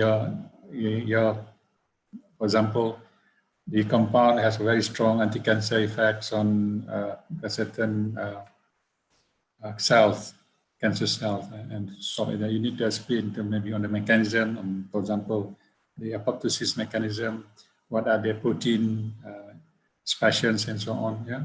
So as an example. So distinguish data generated by own studies from published information or from information obtained from other workers. So that's what I mentioned just now. You have to differentiate, see the similarities, see the differences, what you have come out in your work and compare with what's been published in the literature. So refer to work done by specific individuals, including yourself, in past tense. as the same all along, all the way from introduction, from the methods, from the results discussion, all have to be in past tense. Yeah? And to generally accepted facts and principles in present tense. Those are facts, accepted facts. For example, blood is red. So it have to be in present tense. So it's generally accepted facts. Coronavirus, for example, is made up of, for example, mRNA. So it's a present tense because it's always made up of mRNA as the active nucleotides present in the virus. So it has to be in present tense. And then finally, it will be the disclosure statement, acknowledgements. You have to mention, especially on the financial contribution of who support finance the project or the study. And then the creation of competing interests, authors need to declare that there is no conflict of interest. All these statements are required by journal. And then literature cited or references, websites are inappropriate as primary sources. So be cautious about using websites as references. And one can just put anything on a website, and you have no assurance of knowing it is true or it's just fake or fiction. So you have websites not appropriate as primary sources. List all literature cited in the paper in alphabetical order by first author. In a proper research paper, only primary literature is used. Original research article authored by the original investigators. So if you are citing an online journal, use the journal citation number. All this depends actually on the guidelines of the journal. And then you can follow, you can maybe in alphabetical order and so on. Now, let me bring you to this another topic, is how to avoid pitfall in scientific writing. These are the common mistakes being done by writers, or especially you want to submit in good journals. And do not exaggerate or overstate research findings. You don't plug data from the air and record and put it in manuscript. Is very unethical, very wrong. So avoid bold claims. Always be skeptical in scientific writing. So ask an authority or independent expert in your field to read and provide constructive comments and suggestions. Always ask somebody to read your article, manuscript before you submit, and they may give you some constructive comment, good suggestions to improve the manuscript. So writing is actually rewriting. It's mostly rewriting. You have many drafts, sometimes until 4 or 5 drafts until you get the final manuscript for submission to journal. Prepare many drafts that may have undergone many edits. Fill gaps to maintain logical consistency. So cut out superfluous words. Get rid of unnecessary details. So this is how you use your technical English and technical writing. So make it straightforward, and so that you're going to make it easy for audience to read, to understand, follow your work. So do not lecture your readers. Avoid condescending tone in your writing. Don't make people think that you know everything, and they are ignorant on what you are talking about. So you avoid condescending tone. Respect the reader's intelligence. So continuation of pitfalls in scientific writing. So you have to check your facts, as factual errors is suicidal. So if your facts is wrong, then this is obsolete. They will reject your paper immediately. So double check and triple check from original sources that you have your facts right. It's very important to check your facts should be right. It cannot be factual errors. So stay focused on what is most interesting in your article and bring it out for the reader. You may have plenty of data, but don't try to fill them all into your paper. So you have to differentiate the important findings, highlight them. You don't need to include everything. Sometimes the word limit doesn't allow you to put everything. in the paper. Sometimes you need to put up many figures, for example, many tables may not be allowed or not be appropriate to do that. So get feedback from a friend, a fresh pair of eyes will catch mistakes. Sometimes you feel your work has been perfect, your paper is good, ready for submission, but I think it's good also to ask a friend or somebody, a fellow scientist to read, give some feedback. Some fresh eyes will catch mistakes. These are some rejection criteria. I think for Nico has mentioned already. The main things that you need to look at so that your manuscripts not have early rejection, especially. So first is, of course, out of scope, lack of novelty, there's not much findings from the study. Too preliminary. So for example, you're looking on crude extracts, you don't identify what are the chemical composition there, or you do very simple routine in vitro study without going into mechanism, how it works. Yeah. Poor English, of course, it's very important to have good English, written communication. Wrong study design, of course, methods is very important. Good control, positive control. No proper control for positive control being used. Insufficient sample size, especially if we are doing clinical study, clinical trials, and you need to have enough sampling. Also, of course, animal study, you have to have sufficient sample size. So using simple bioassay methods, chemical in vitro antioxidant, this is widely being used, especially is for natural product. You are using DPPH, for example, and all these antioxidant chemical testings sometimes they're not really informative. What you need to do, you need to have a cell AC, cell antioxidant AC. Because an example is inhibition zone antimicrobial assay. Just using the plate, the agar plate, which is very preliminary. You need to go maybe to MIC, minimum inhibition concentration, which is more informative on antimicrobial activity of a sample or plant. Using relevant dose in vivo study. So you need to use the right dose. How they will ask you the justification for you to use that dose. Sometimes the dose is toxic and so on. You need to justify why you use the dose. Single dose studies, very few animals, no dose response. So it's never used one dose, especially the animal study. It's good to have a dose-dependent study, at least three doses, yeah, so that you can see a dose-dependent response. And also use appropriate statistical methods or analysis method. So these are some of the rejection criteria that, in fact, the editor-in-chief may reject your paper at the first level because of all these issues. Now, the next topic of these publication strategies, as mentioned by Prof. Nico, why you need to publish. You publish or perish, because you in academia, you want to progress, you want to be successful in academia, you need to publish or you perish. So develop a publication strategy depend on your career goals. What you want to become. You want to become a teacher, administrative staff, consultant, social worker. Maybe you don't need to write research papers, may not that important to you.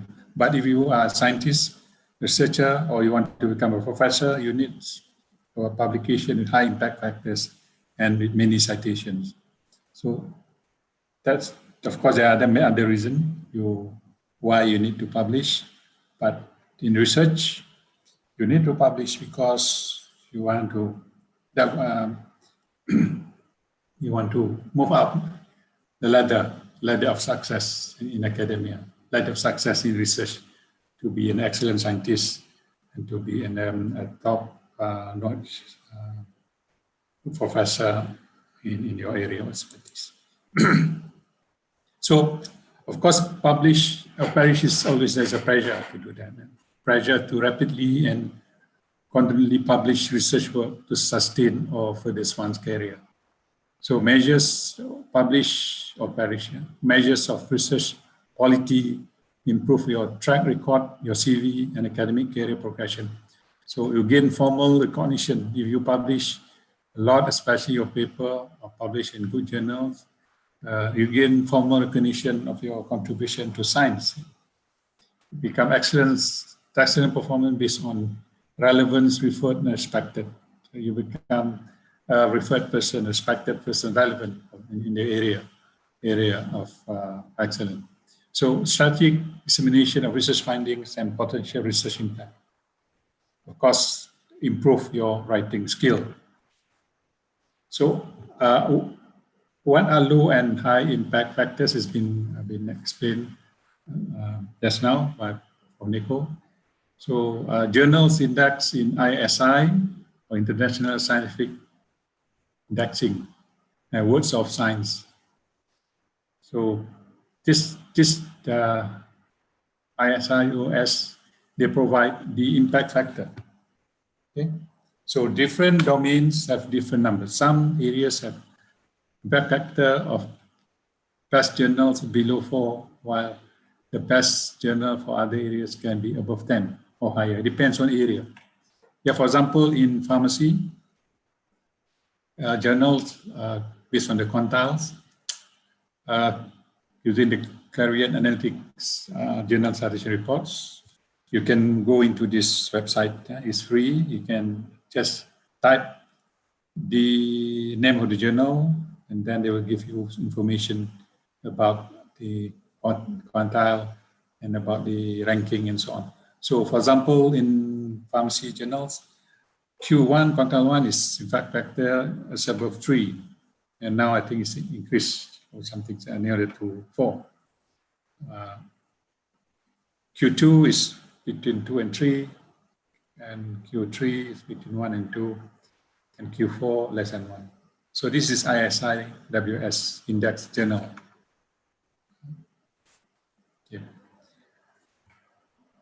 I'm going to briefly discuss on how should you publish your paper, check text for similarity, where to publish your paper, a good authorship practice, and ethics. So how should you publish your paper? Publication of small paper or big papers? You have to choose. What is small paper? Small paper based on insignificant amount of data or negative result in Scopus or ISI journal with low impact factor, for example, Q4. So you have small papers published there. But you want to publish in high impact Q1, Q2 journal, then you need to have a big paper. Big paper based on good work and extensive data. So we have to choose whether quantity versus quality. So then later on in your career, your CV will be a long list of low impact papers or high impact papers you have to choose. Of course, for young scientists, essentially you can move with low impact papers. This is in the learning process or learning curve that you need to undergo. And upon time, through experience, you can move and forward and publish high impact papers. I'm not saying that that should be the way to do. Some young scientists can come up with or papers that can be published in high impact journals, and it depends on their performance, of course, and depends on who they collaborate with. Yeah. So, how should you publish your paper? A peer review system, get feedback and constructive criticism from peers, experts before submission of papers to you. I've said this in previous slides. So a lot of draft, then send your paper to get feedbacks, suggestion, criticism from your peers, especially students, of course, from supervisor, or your professors, they give you feedbacks, and then you improve the paper until get it finalized and ready for submission. So establish a strong networking locally and internationally. So you need to network, of course, by attending conferences, for example, local, international conferences. Build a network of contacts, especially renowned scientists, which is good. Yeah, to collaborate with established or renowned scientists, which may lead to collaboration opportunities. For example, writing papers together. It be visible and recognized at international and international conferences to meet and interact with top editors and reviewers of journals. This is an opportunity for you to look at. Rather than attending journal, you don't really interact, socialize with these important people. So, and then if you are asked to contribute as reviewers, you have to do that. Contribute as reviewers if you are invited, because this may help you, especially people get to know you and make it easy for you to publish your work in the journals later. So as mentioned by Prof. Nico, you have, before you submit your paper, check it for similarity index. Make sure don't send it and being checked by the journal and they reject it because the similarity index of paper is very high, 34% or more than that. So there's a lot of for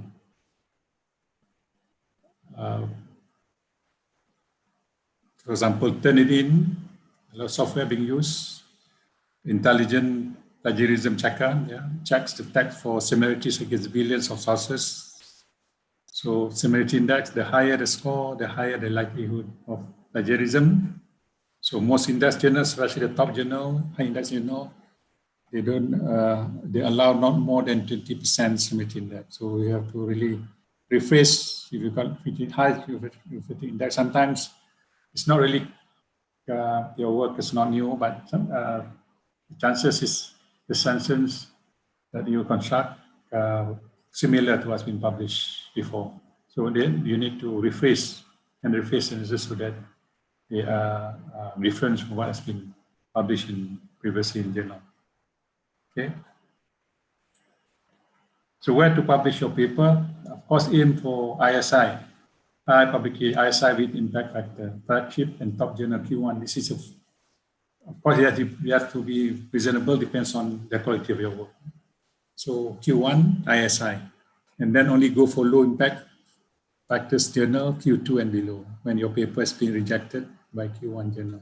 Sometimes advice from your supervisor, from your colleagues, they know that it's not possible for your manuscript to be submitted to Q1, so you can go straight to another level, submitted to Q2 and below. However, as I said just now, do not waste time if the quality of your research work has not reached the appropriate level for high impact publication. So you only submit to Scopus Index Journal if only the papers are not accepted by ISI. Because Scopus Index Journal, in terms of quality, they are not as high as ISI Index Journal. Yeah,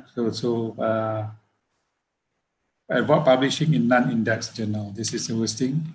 You don't publish your good work, good findings in a non-index journal. So you select journals, select a journal through their content or via content, develop a follow-on article that relates to one that has been previously published in the same journal. So let's say you look at the journal that's accepting articles similar to what you have done or what your manuscript being on, then you can choose based on this content. The naming structure, format, writing style, etc. Follow them. Significance of research and whether it fits the scope of the publication. For example, specific discipline or multidisciplinaries. You can look at like a sample copy of the journal and look at it and whether your work is on the same relates to the scope of the journal. Yeah. So, for example, specific disciplines or multidisciplinary. Submit to special issue addressing your research area. So this is, I think, more common than by using the impact factor. Journal based on impact factor. So impact factor is, of course, an important indication of impact of a journal according to the number of articles that have been cited over a given period, has been described before by Prof. Nico. We call journal citation reports, but may need to weigh this up against rejection rate. So you have to be practical. What I mean is you have to base on the quality of your work. So you just don't just submit your paper to a Q1 journal if based on feedbacks from colleagues, from other researchers in your group that is not appropriate for submission to high impact factor journal. So you go to a lower impact factor journal. So selection can be based on content, and also based on its impact factor. So selection of journal, check journal website for author information. This is, as mentioned, always look at the journal guidelines for authors. Okay, the length, the structure, how they require the referencing, submission guidelines, online submission, etc. And then the publication lead time is important, especially those doing postgraduate studies, PhD, master students. They need to get the paper published fast. So peer review process may take 1-3 months. A revision journal usually provide a deadline. Yeah, for example, 1 to 6 months. Publication scheduling can take 3 to 6 months after final submission, etc. Important to consider, particularly if there is a need to publish quickly. And then open access requirement, publication fees is actually been discussed just now. Of course, difficult, especially if you don't have research grants anymore, or the institution doesn't provide fee to pay for it for the APC. Then it's difficult for you to publish in open access journal that need or paid journal. Then you have to pay to go for non-paid journal, which are usually very competitive and not easy to publish nowadays. So and also beware of standalone journals.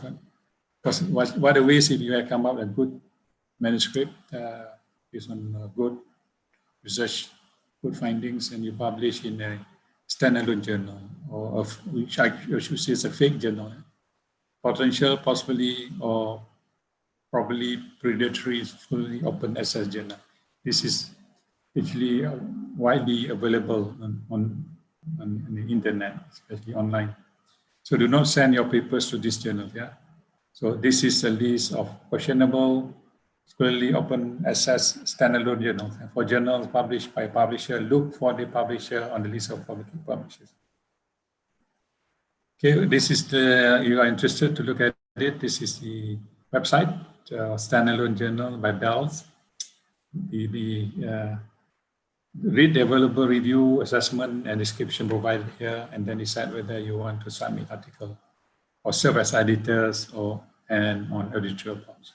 So what you need to do is, before you want to submit your paper to a journal, go to this. Of course, you can use the Clarity Analytics, the Journal Citation Reports for ISI journals, and then whether the journal that you are going to submit is there in the list, and also the BELS list, whether the journals are included in the list. So you shouldn't send your submit paper to these predatory journals and publishers. So also another website, the same, similar. This is on the publisher. Yeah. Potential, possible, probably predatory, scholarly open access publishers. A list of questionable, scholarly open access publisher. So you have to rate them clearly, and then usually they are paid journal.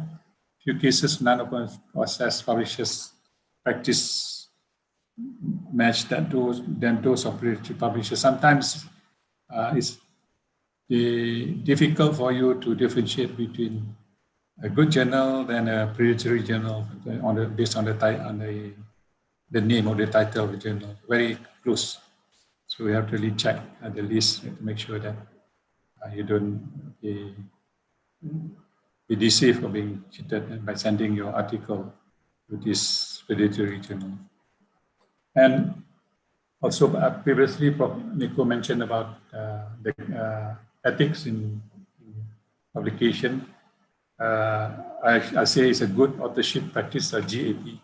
So discuss authorship criteria with all authors to reach an agreement at an early stage. So before you want to publish your work, you have to discuss, agree on things.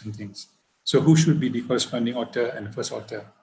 This is important. Authors feel their contribution being recognized and rewarded. It's really crucial to develop a lasting working relationship. So you want to, your students, your former students, your colleagues who are working with you before to continue working with you with a good understanding, especially when you write a paper together. So order of names as authors has to be based on the level of contribution and possibly the seniority and reputation of the authors. So you have to agree upon, for example, you write a review article, of course it's good to have the more senior or reputable authors to be the lead writer or lead author, was better chance for you to get it published in journal. And example, you can, the first author should be the person who's doing the research, the postdoc or your graduate students will be the first author, because they are the one who do the work in the lab. So first author, corresponding author is the supervisor, the person who designed the study, who got the grant, and so on. So ethics publication, never republish materials or data that you have published elsewhere. Don't repeat publication. Never report data as yours that are not yours. This is really plagiarism, a serious offense, and misconduct in writing. No double submission, only send your paper to another journal if it has been rejected by the earlier journal. Avoid fragmenting your result data for multiple. Don't do salami publication, okay? So don't fragment your result data because you want to have many publications. Your small papers, a lot of small papers, that's what people do. This is not good. Avoid fragmenting your research data. So do not plagiarize. Determine the disparity index of your paper. Important. This is the things you need to do. Compulsory before you submit your paper to a journal. Make sure it's, as I said, some journals can allow you to go until 25% disparity index, some lower than that. And so do not include persons who are not contributing as an author. No passenger. Okay. As mentioned just now, you don't want a gift authorship. Authors who do not contribute to the work, and also make sure that there shouldn't be, you shouldn't miss author who has contributed to the work, or we call it the ghost authorship. So these are ethics in publication. So thank you very much for your attention.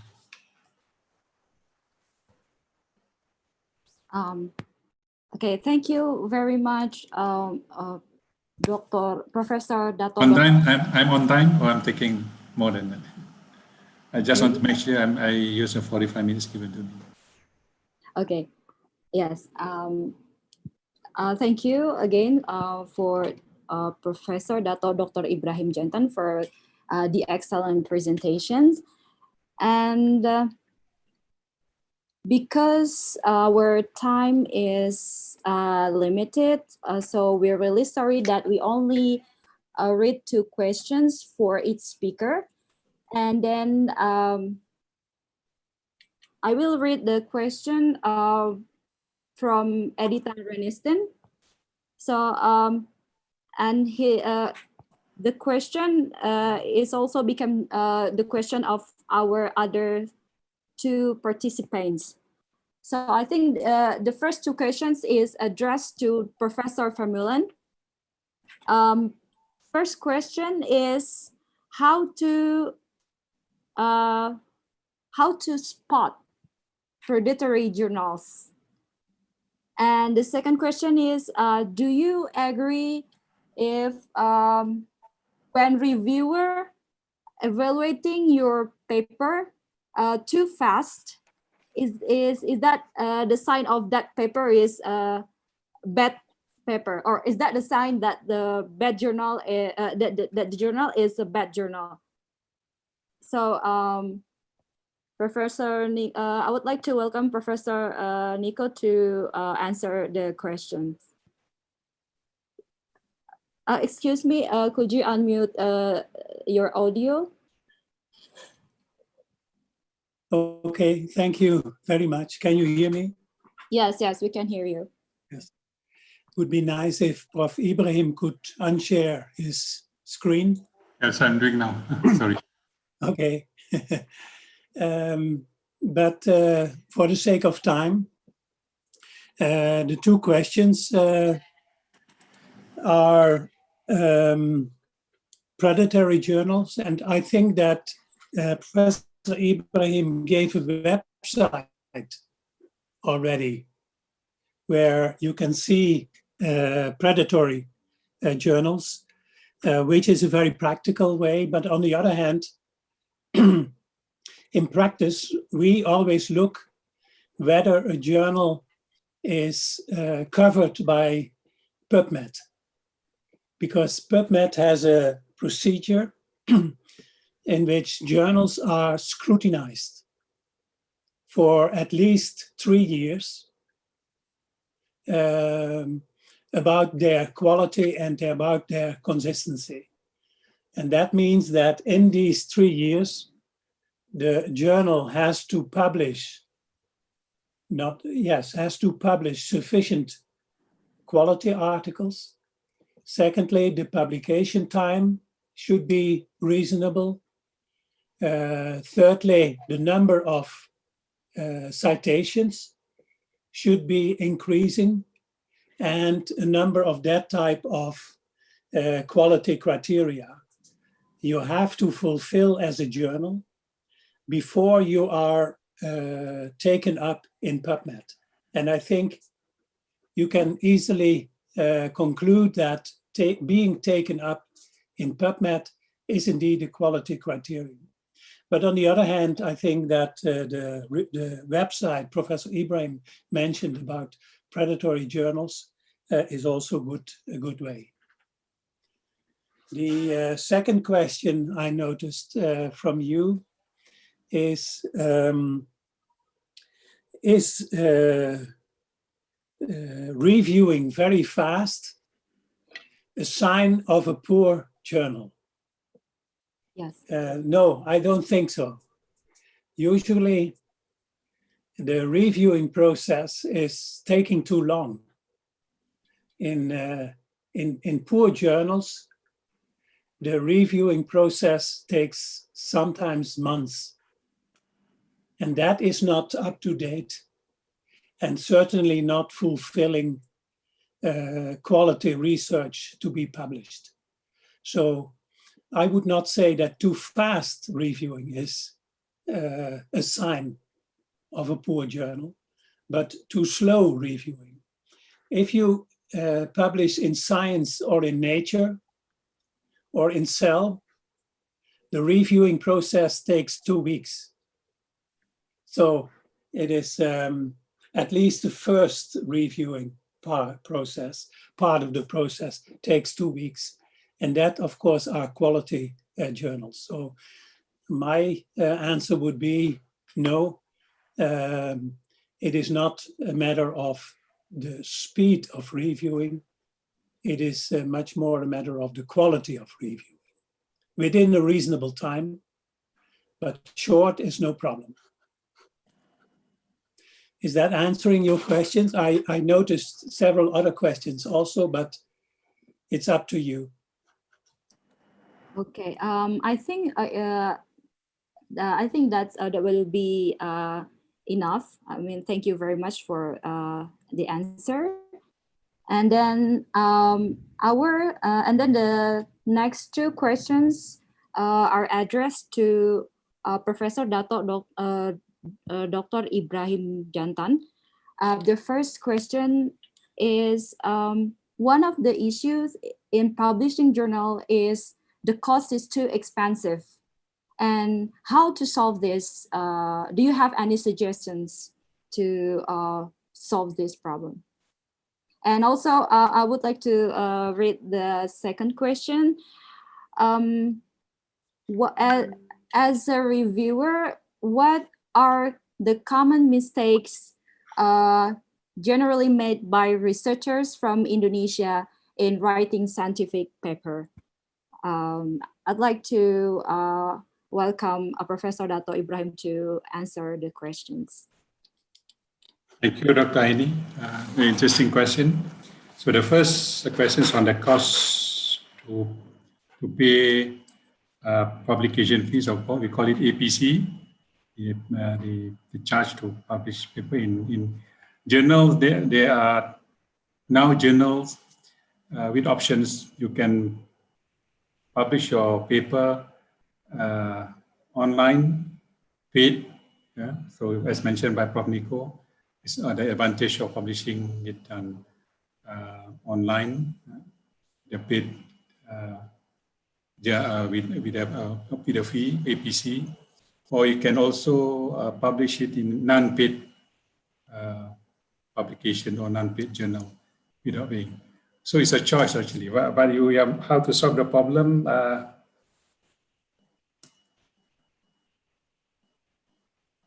His opinion, some scientists, especially the old school, because all this open access are new actually.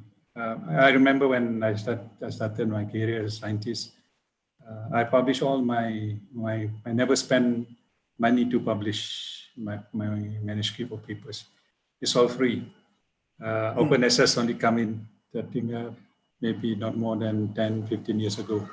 So I still believe, personally, I still believe if you can publish your work in non-paid journal, high quality, the flagship journal, I think that will be very good. You have to go for that.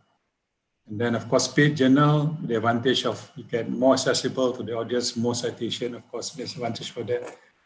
That's a choice for you to take, but you can always publish your work in non-paid journal. Some non-paid journal, you can go into a very high impact factor. Can be Q1 in non-paid. As for example, in my area, I have phytomedicine. We have phytotherapy research. All these are Q1 papers. We don't need to pay. Of course, now they have option. You can have. They give you choice for open access.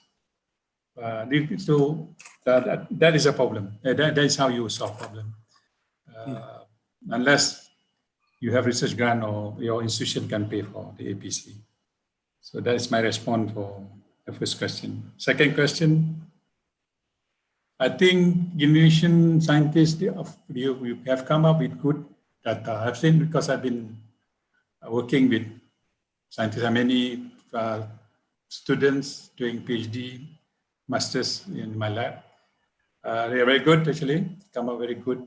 Working, come up with data. Also, my interaction with UE past years in this workshop, the undergraduate students can be very good research output. But the main problem is English. So just improve the writing, the English especially. They cannot really express themselves well, and it's a problem because usually the journal, one of the rejection criteria, very fast action they do is to reject manuscript for English. So that is my comment on as a reviewer for articles submitted by Indonesian scientists. Thank you. Okay, thank you very much. Maybe I can add briefly to that. Okay. As to the publication costs, in our country, it is so that the universities collectively made an agreement with the publishers, for example, Elsevier, for all Elsevier journals at university. And they agreed on a special price for publishing in Elsevier journals, which are often quality journals. And it does not lead to costs for members of the universities who are connected to that. And on the other hand, it may be in Indonesia as well, because there is an organization, as I showed, who is stimulating open access publication in international journals in Indonesia. And I think Professor Jufri maybe would know how to approach that organization in order to see the publication costs for Indonesian scientists, because I think that fully or journals without publication costs have a tendency, I think, to have a poorer reviewing process and a lower impact. So it is better to really look, if you want to promote your institute, if you want to promote yourself, really to go to the international quality journals with your manuscript. Very interesting, Professor Vermeulen and Professor Dr. Ibrahim, for the answers. And then again, we're really sorry to end the question and answer sessions because our time is very limited right now. And I think the answers of other questions can be, excuse me, I would like to ask our speakers today, would you mind sharing your presentation file to us so we can share to our enthusiast participants today? And Yes. yeah, thank you very much. Our committee will contact you later. And I think the some of the answers of the questions can be found in the file of our today's speaker. And okay, I think before we close the sessions, I would like to invite our Honorable Dean of Faculty of Pharmacy. Excuse me for a second.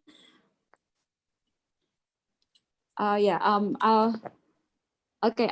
Before we close the session, I would like to invite our Honorable Dean of Faculty of Pharmacy, Universitas Indonesia, to deliver closing remark. Dr. Mahdi Jufri, we welcome you. Thank you, Dr. Aini. Good afternoon. Good afternoon. For the Kuala Lumpur and Depok, and also still in the morning in Amsterdam. Yes. This is 9 o'clock, I think. 9:30 now, yeah? Yeah, 10. Yes, 10. almost 10, yeah. A change from summer to winter time. Yes. Last night. Okay. And that gave some confusion. No distance now. We have no distance between Amsterdam and Depok. Also from Kuala Lumpur, from Depok also. With the same. 1 hour different. Yeah, only, okay, with the IT, with the internet, we are connected. Okay, thank you, Prof. Dato, Dr. Ibrahim, also Prof. Nico Vermeulen. We have your nice, excellent presentation for this afternoon in Depok.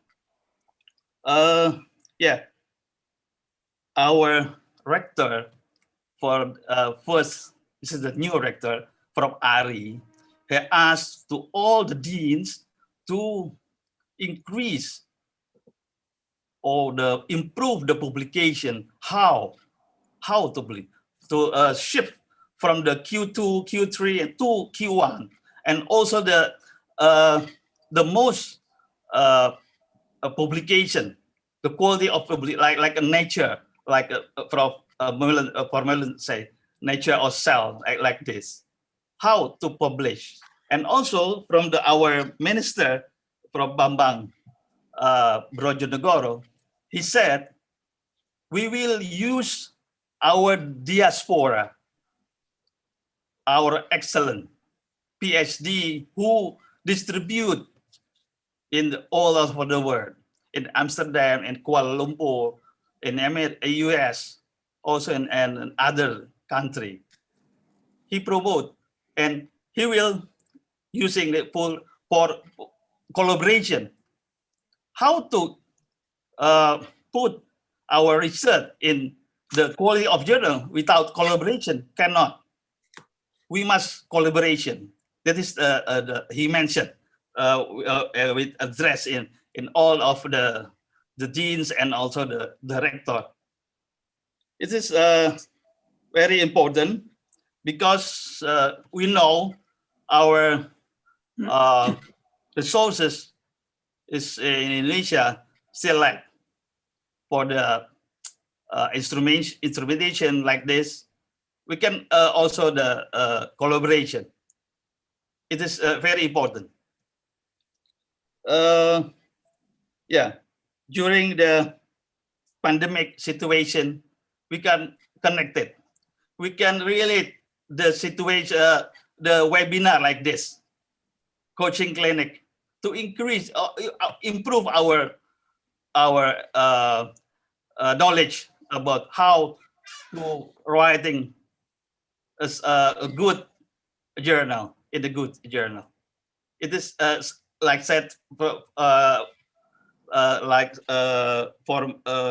Nico, and also from Ibrahim, Dato Ibrahim said, how to increase must be English first.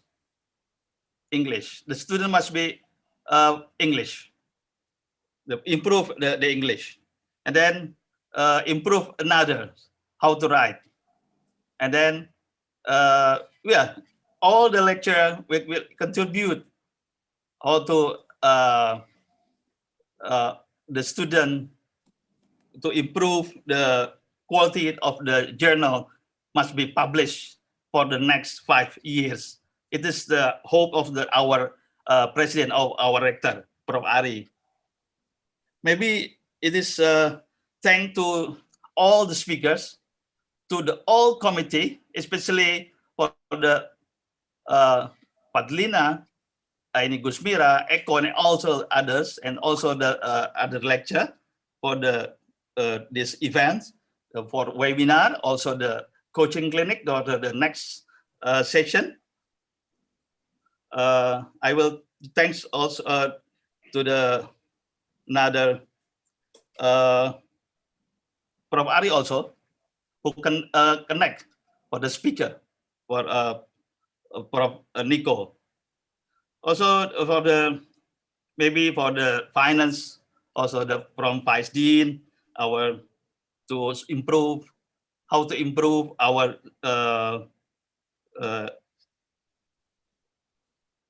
the event for the from the finance. It must be responsibility to our rector. And then we conclude our remarks. Thank you for all speakers and also for the committee. Thank you very much. Assalamualaikum warahmatullahi wabarakatuh. Waalaikumsalam warahmatullahi wabarakatuh. Thank you, Pak Madi, for the great opening remarks. So before we close this session, I would like to let you know that in this webinar, we don't provide a certificate. We're really sorry for that. And then the recording file of today's webinar can be accessed in our official YouTube Faculty of Pharmacy Universitas Indonesia. And then the presentation file, our today's presentation files can be downloaded on the website of Faculty of Pharmacy Universitas Indonesia. So with that, we come to the end of this webinar. Again, I'd like to thank our honorable guests and for sparing their time to join us today. And I would especially like to thank Professor Nico Vermeulen and Professor Dr. Ibrahim Jantan for their very interesting presentations. I also thank to the committee for initiating this webinar, and my thanks also goes to participants for the enthusiastically participating in this webinar and ask interesting questions. I hope you found this webinar useful, and thank you again and have a great day. Assalamualaikum. Sorry, maybe we can take in photograph. Oh, okay, sure. For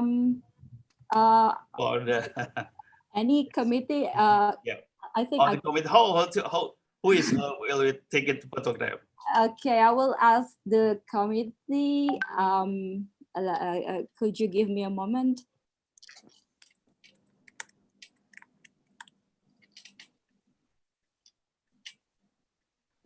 Yeah, excuse me.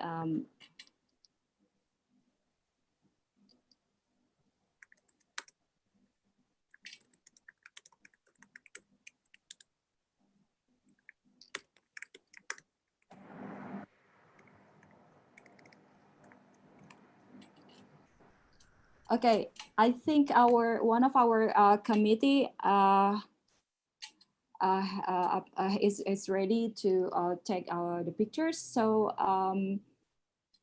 please share your smile, and so it can brighten up our cloudy day today, because in Indonesia it's very cloudy now. It's a yes, it's rainy season today. Okay. Would you care to open your video, your camera, so we can see your smiles here? All right. Are we ready yet?